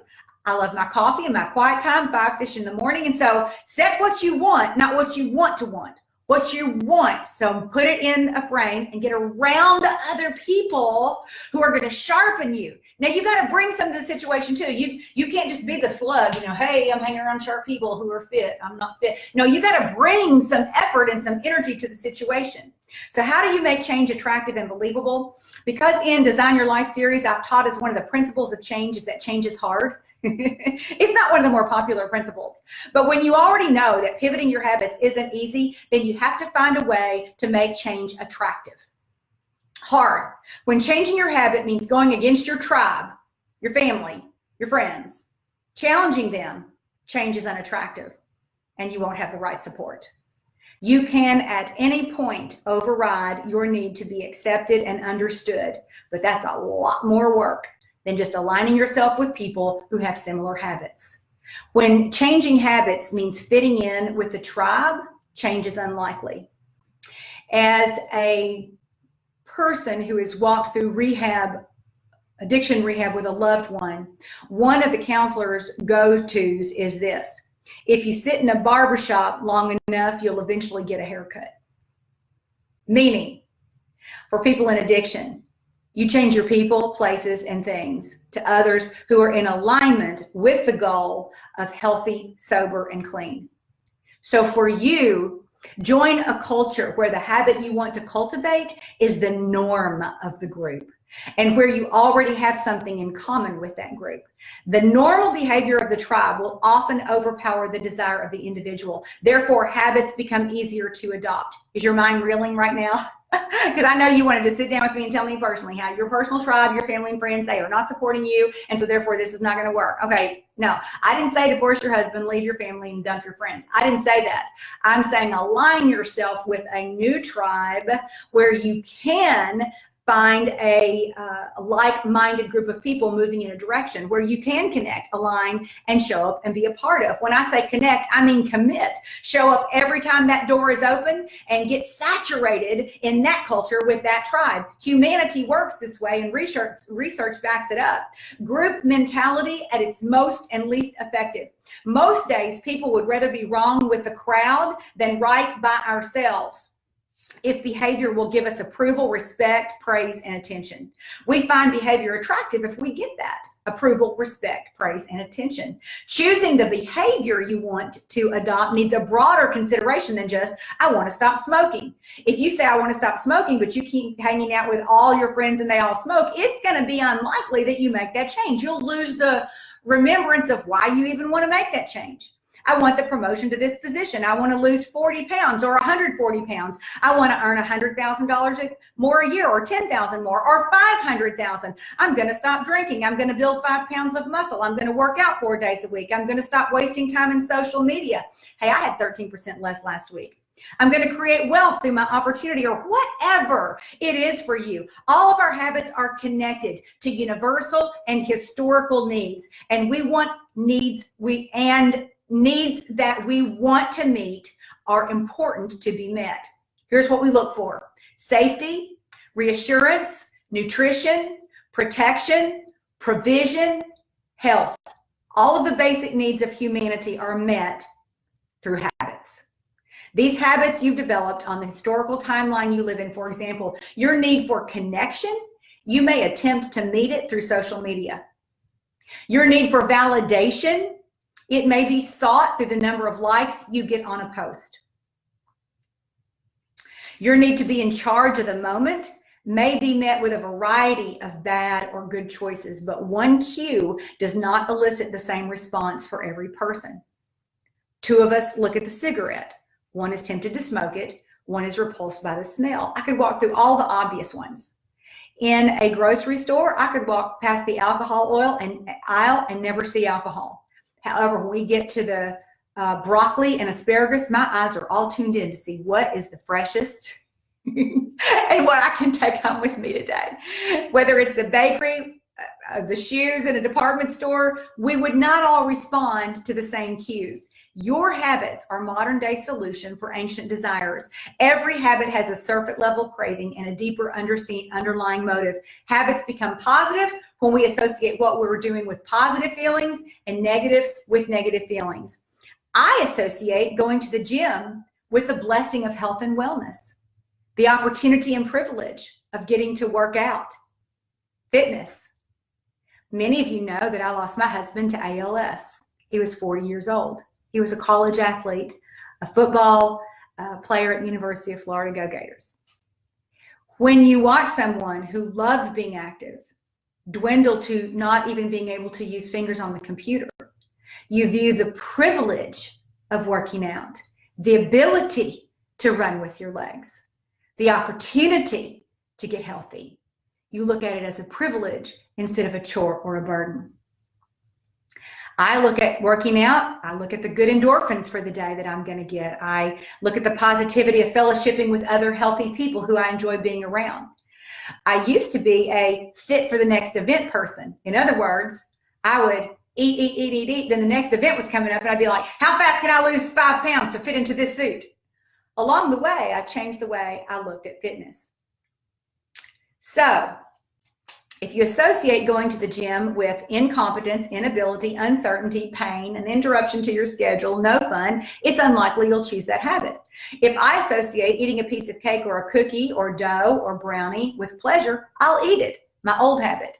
If I associate it with fuzzy thinking, guilt, weight gain, lost energy, waking up tomorrow with shame and lack of integrity, I'm unlikely to choose it. Perhaps you associate a ketogenic diet and intermittent fasting with deprivation from carbs and frequency of eating. I associate it with freedom and result. What you have as a mental loop will drive your habits.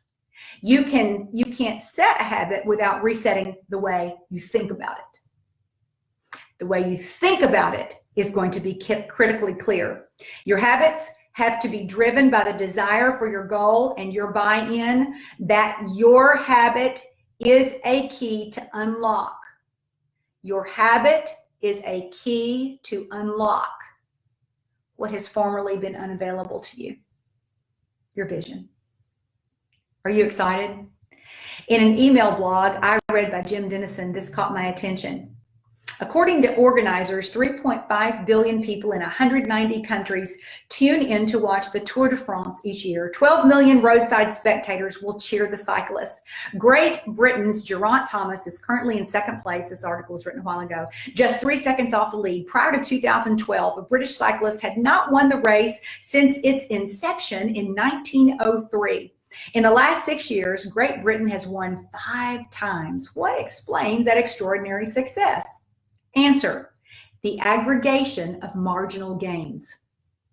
James Clear, author of the book that I've referenced, he's an author, photographer, weightlifter, focused on habits and decision making, and a person that I follow, Jim Dennison's blog, wrote this article, rewrote this in his article, in his blog.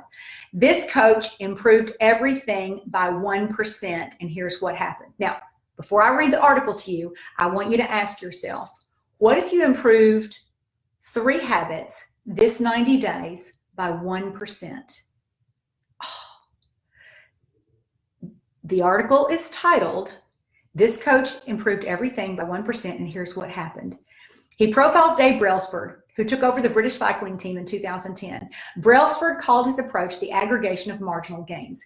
He began a strategy to seek a 1% improvement in everything the riders did, from nutrition and their weekly training program to the ergonomics of the bike seat and the weight of the tires. He focused on areas others overlooked: the pillow that offered the best sleep, the most effective type of massage gel, the best way for riders to wash their hands to avoid infection, and so on.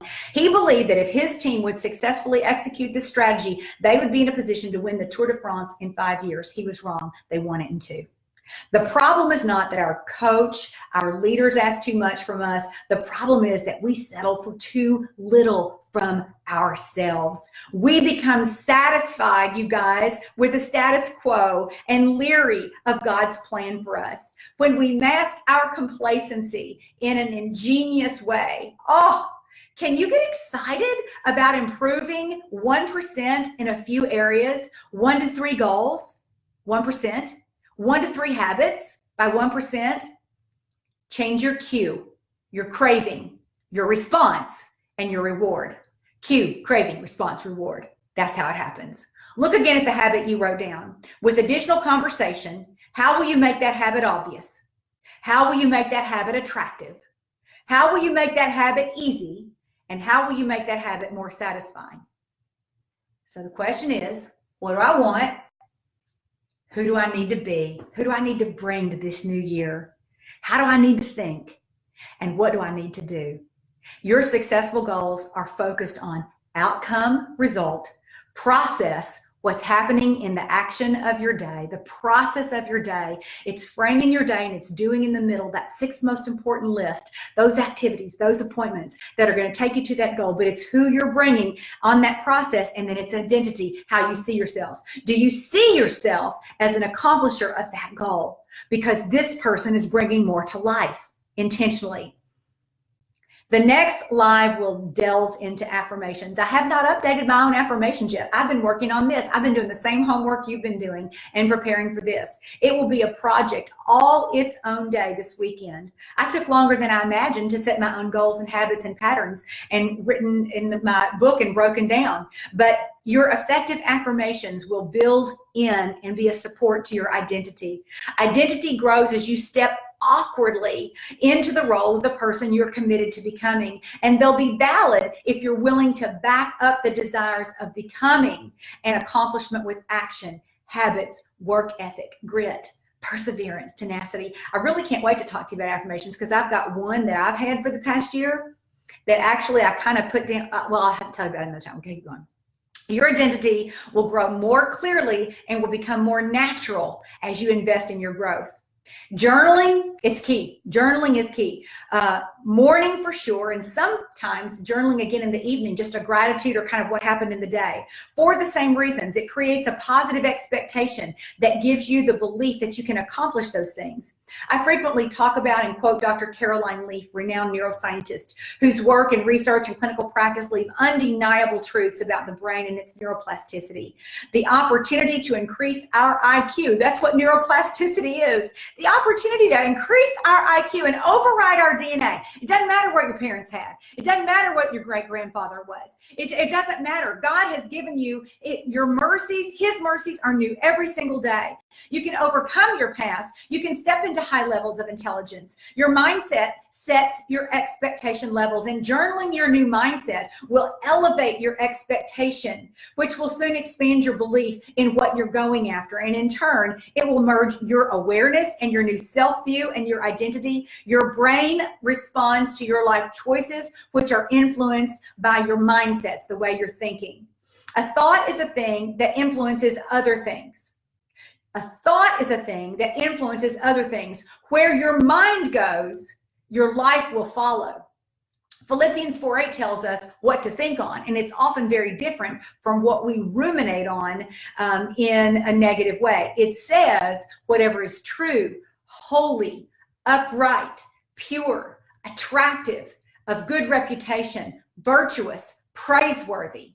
Think on these things. Now I want you to think about your thoughts in the last week. Were any of them not true, holy, upright, pure, attractive, good reputation, virtuous, praiseworthy? How would you describe some of the thoughts that you let roll through your mind on autopilot? Thoughts can go rogue. Mine can. Conversations I have in my head that I would be best not to have with an intended recipient. I learned a long time ago and have practiced, don't put any energy into anything that you don't want to get bigger, because whatever you put energy into, it is going to get bigger and it will grow. When I betray that, I'm so sorry.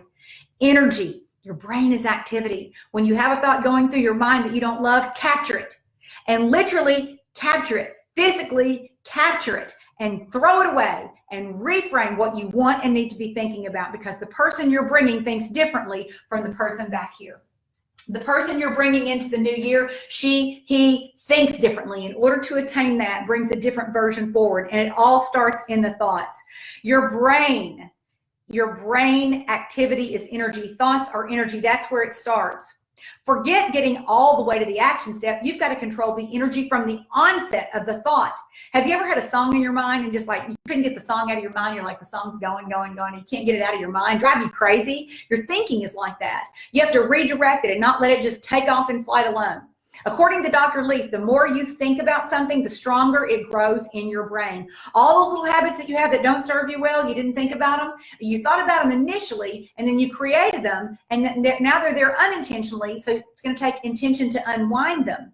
But the reality is, the more you think about your new thought, your new habit, your new vision, your new identity, your new process, the more you wire into your brain the way you're going to do it now, the way you're going to think about it now, your morning time now, the way you're going to start your day now, your brain begins to change, and you bring a different person into the new year. You present yourself differently. The clincher is this: it grows stronger the more influence it has on your future thoughts, words, and actions, even if you don't like where they're taking you. Whatever we give energy to, we empower. And so when you're giving energy this 90 days to these 3 habits, oh, it's exciting. Neurogenesis is a term that defines the amazing power of our brain. We gain when you wake up in the morning, I want you to think of this, okay? I want you to train yourself to think of this when you first wake up. We gain thousands of new brain cells every morning. And you know what they're waiting for? New information. Give me some new information. Tell me something new to do. Oh, nothing new to do.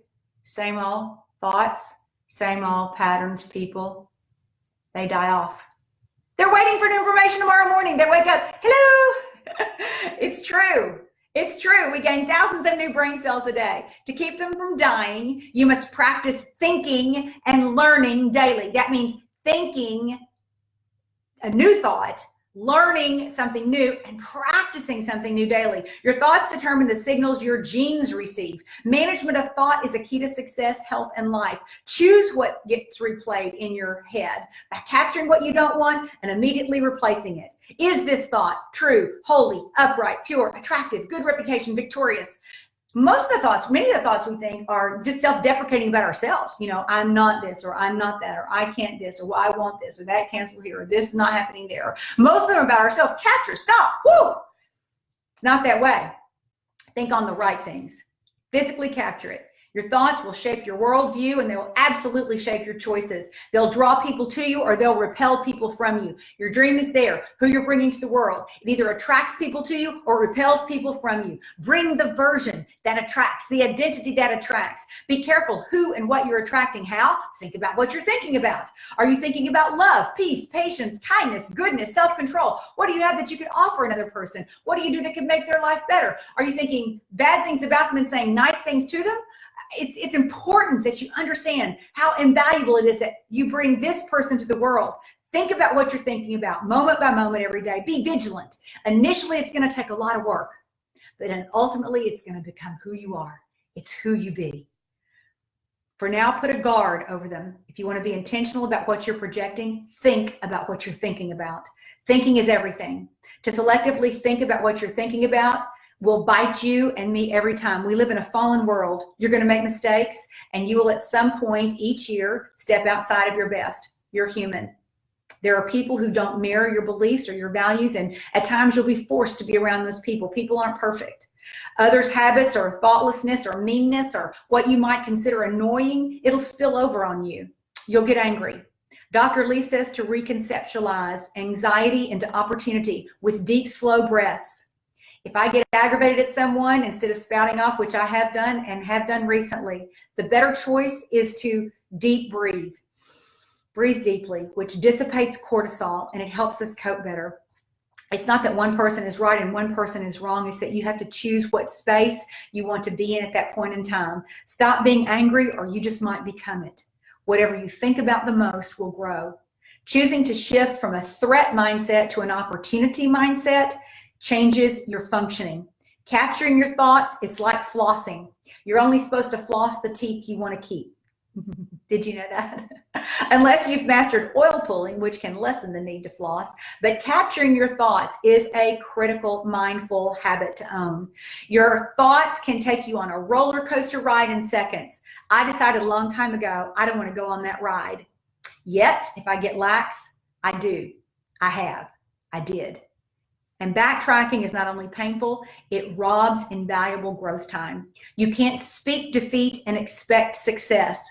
Your thoughts are those spoken words. A feedback loop can be changed anytime you choose to change your mindset. Journaling invites the repetition of thoughts you want to own. When accompanied your recorded affirmations, it reinforces that thought, new habit, outcome, identity. A positive thinking environment, it improves your brain cortex in just 4 days. It takes work not to let the environment you live in with others who don't invest this much bring you down or ick on your wow. I can just advise, let go of anything that gets under your skin but truly doesn't affect you personally. Stay in your lane. This word is for myself as much as for you. We are becoming. We will not arrive this side of eternity. I believe we're all doing our best. And I have to remember that as I'm doing my best, so is the person next to me doing their best, even if we don't agree. If you value responsibility and you're around people who don't take responsibility, it's frustrating. I like people who like me. I respect people who show respect. I enjoy people who are others focused and considerate of the environment around them. I value that those around me are grateful and optimistic, emotionally healthy, who know how to swim in their lane, take responsibility. If you value inclusiveness and you're around people who ignore or don't even see people outside of their tribe, you can get tripped up. If you value loyalty and you don't feel it's being reciprocal, you can get tripped up. If you value hard work and you're around people who want to go out and party or go on vacay, you can get tripped up. People can let you down. But if you put stock in people, people can let you down. But then I look in the mirror and I see where I failed.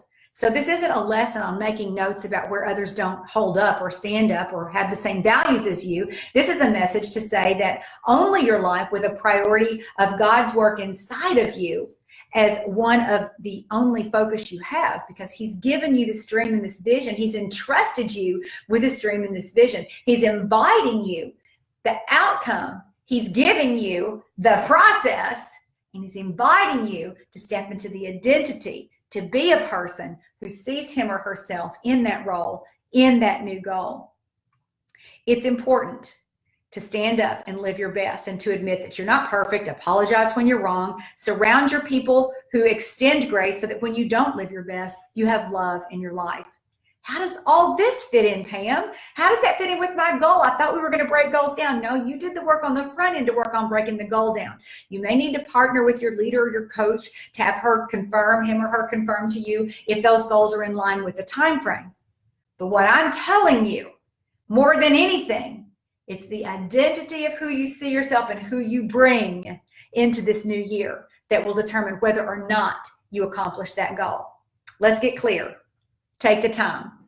And next, address the truth about time management. Procrastination is huge for everyone. From the 1 minute manager, my personal biggest takeaway is if it's going to take a few seconds to a minute, do it now. Don't put it off. If it's more, plan it in and follow through. I personally live by sticky notes. So if you're using the big planner, you may not use these, but I have people who use the big planner who still use these. Half hour at a time. I design my day, and I do them in color every single day. I live by them, and they come with a classic planner. I fill one out for every day, and sometimes I start over with a fresh one if I don't like the way it looks. If a task doesn't have an appointment with you on a half hour on that page, it will never get done. You'll keep transferring it day after day after day. If a task is related to that goal, it's got to have an appointment with you. It's got to have a time slot. It's not just I'm gonna do this. You'll only ever get to it based on how you feel and when it's convenient if it doesn't have an appointment with you. In other words, never. For me, working with tools that exist and that are proven eliminates a lot of guesswork over time. The tool guides the task. The 90-day planner guides the task. It guides the habit. I highly recommend the Breakthrough Workbook and the 90-day planner in combination, but you may also go to my site and download that free goal setting doc. I'll go through the rest of the Breakthrough Workbook this year. So what will you keep going all year? What will keep you going all year? What will keep going and what will you keep going?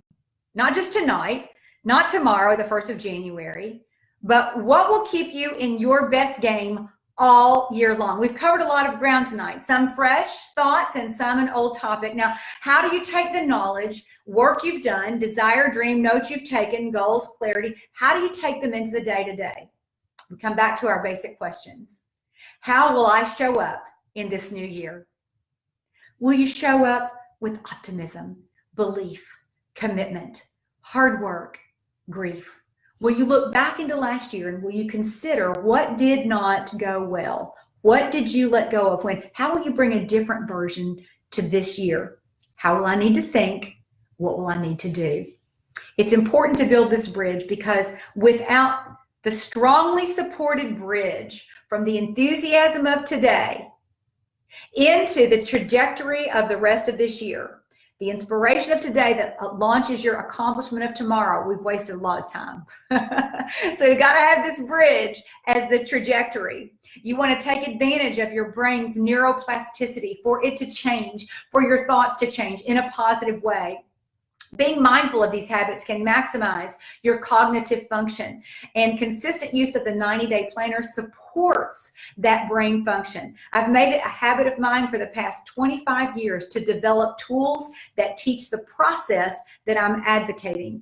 The tool itself is less than $1 a day, and I want to share some whys behind the process I want to restate the process. You don't have to have the tool to do the process, which is why I'm teaching you the process. But for me personally, I'm going to use the tool so I don't have to rethink or recreate. Habits are key to goal accomplishment, period. Write it down. Habits are key to goal accomplishment. Start investing in habits, patterns, and behaviors that take you towards your goal and increase your belief in your identity so that it aligns with the accomplishment. What habits would that person who accomplishes that have? What patterns would the person who accomplishes that have? What key behaviors would a person who accomplishes that have? The 90-day planners differs from a date book or another concept planner. It is unique from anything out there, unless it's been plagiarized, is that it is unique from anything out there. A regular date book is going to give you a place to put your appointments. You're not holding that many appointments. It would be great to hold more. But the 90-day planner is the only planner that contains a brain-friendly, comprehensive process of reestablishing your new year vision and goals, from bucket list to brain dump, to master and personal task list, to habit formation with key behavior guardrails, with a daily frame your day selections, nutrition accountability, white space to design differently what you need, 6 most important things to do, people to call, who to text, who to box, who to email, how to delegate, and of course, quite frankly, the most important piece to me is the space between 7 days. The space between 7 days is what sets it apart. When you have in the front of your planner, and you can see that I tab mine, just make it friendly for yourself. When you go in and when you create it, use color and let color be the thing that guides you. Take the time to fill it all out. It takes some time. It takes some time. When you get to the mission, we're going to talk more about that at another Facebook Live, but get your goals in the 90 days and the 30 days and the short term and the benchmark. And you can see I don't have my affirmations in here yet, like I already confessed. I'm working on those this weekend. And then your 3 habits to create, and then your personal and your brain dump, and then you get started.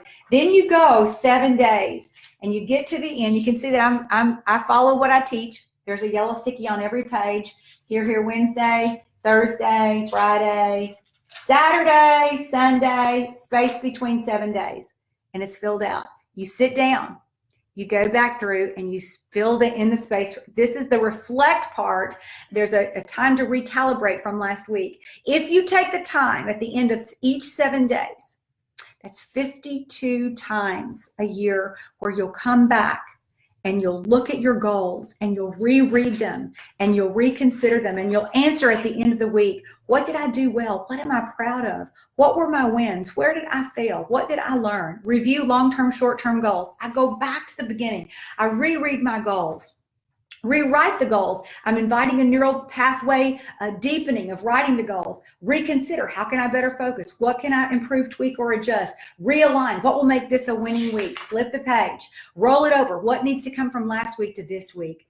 Reprioritize. 3 things that will impact the success of my week. I'm thinking it through. I'm becoming that person because the tool guides the process. If you just write all out the most beautiful art print in books and the goals are beautiful and they're 90, 30, one week, one day, they're beautiful. You write out your habits, they're beautiful, but you don't have the practice of writing down what you're doing, going back and reviewing, rethinking, reshaping, redesigning, starting a new week, tracking. If you're not doing the process, then you're not bringing forth the new person. The process is what brings forth a new person. You don't raise to the level of your goals. You fall to the level of your systems or your process. So I want to connect the dots to the front and the repetition between all of this. The reality is, Dr. Leaf teaches, when we direct our rest by, and I'm taking it through the tools of doing all the work. I have gotten the blessing of hearing your stories as you've worked through the Breakthrough Workbook. The fact that you come out with these amazing ahas on where your life is going and what you want and need to be doing now. Thank you for sharing your stories. Continue to tag me in your posts. I'm inspired by your success. Your success blesses others. The theory of entanglement says that when you're at your best, you affect me and cause me to be more of my best. When I'm at my best, I affect you even if we live states apart or worlds apart. The theory of entanglement says that my best affects you and your best affects me. So thank you for sharing it and continue to share it and post it and tag what you're learning in that Breakthrough Workbook. It was God inspired. It was, I first did it, worked on it for a year in 2011. I brought a rough publish of it in 2012. And, you know, there are amazing stories between now and today with this beautiful edited version that I have for you to use and work from. I'm inspired by what I hear when you get your breakthrough. I'm inspired by what I hear about your success at the end of 90 days.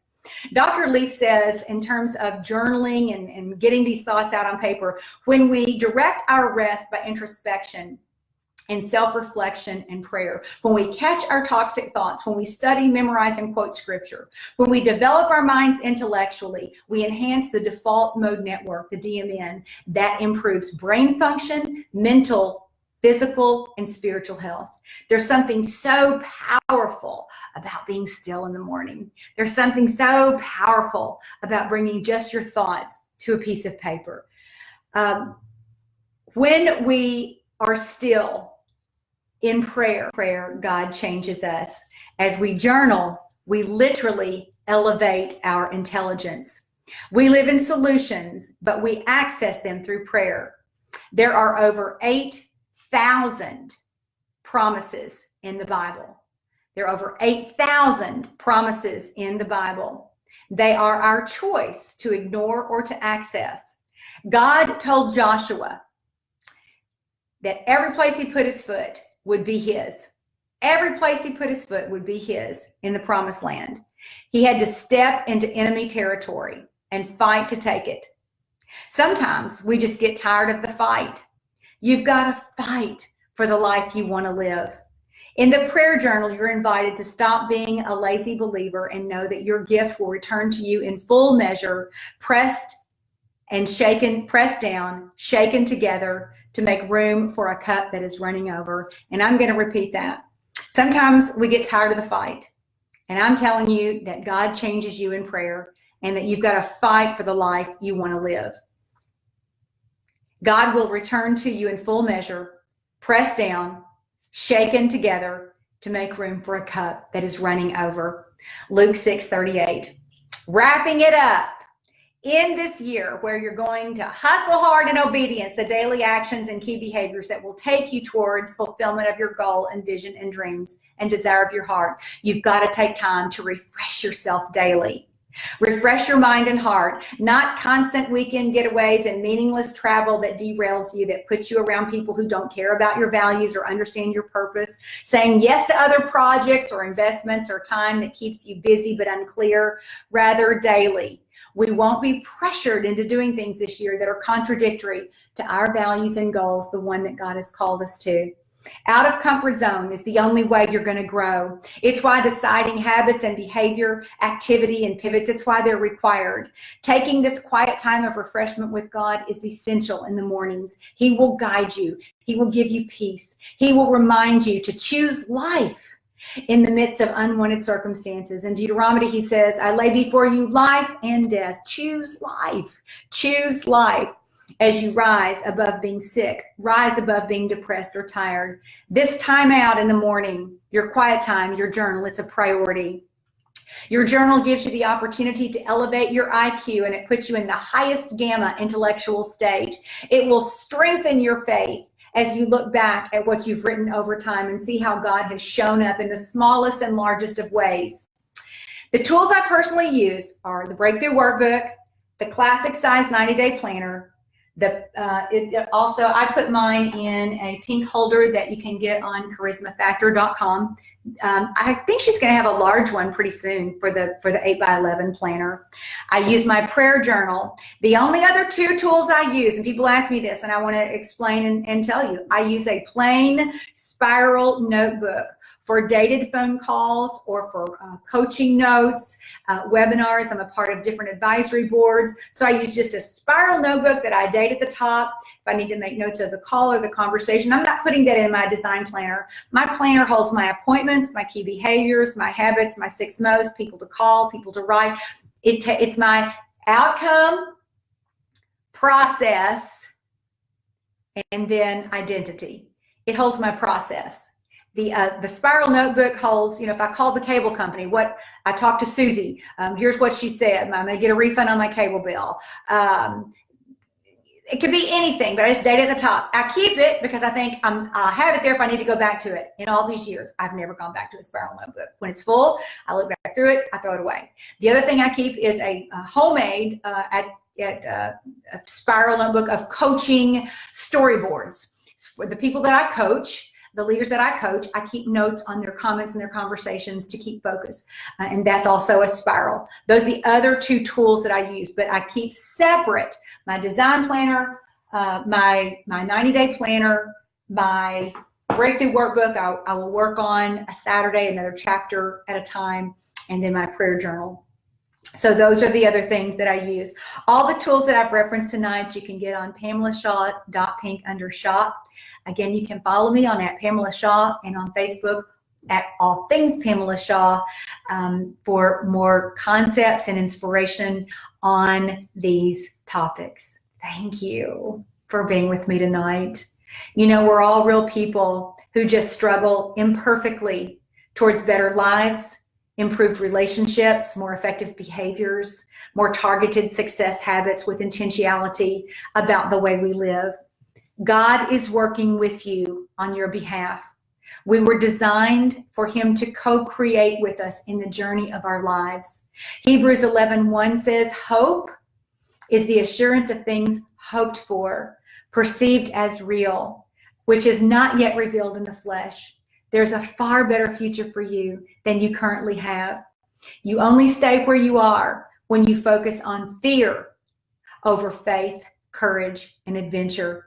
Choose faith, courage, and adventure. Decide what kind of life you want to live and say no to absolutely everything else. It's harder than it sounds because you have to be mindful when the cue and the craving kick in at the moment of decision, and ask if a person who has already attained what you want, what they might say in that situation, and the one that you're tempted to make. Michelangelo was said to have commented on the carving of David, I just took away everything that wasn't him. It's more about getting rid of what isn't a part of your picture, saying no to separating yourself so that excellence and boundaries surround you. And yes, that you give to any yes that you give to anything that is not directly aligned to the accomplishment of your one thing is not only a distraction, but a delay in your promotion. Until you experience a season of bone-weary, full sacrifice for purpose over pleasure, the completion of a goal, you haven't given it your best.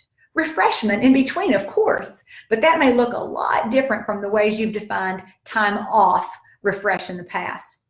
In quantum physics, there's an endless timeline, a history timeline. In quantum physics, there's an endless timeline, past, present, future.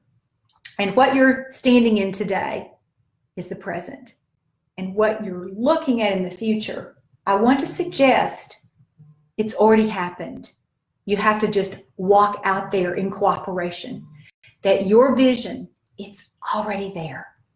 You just have to walk in complete cooperation and faith and work to step into reality. This year, do something your future self would thank you for.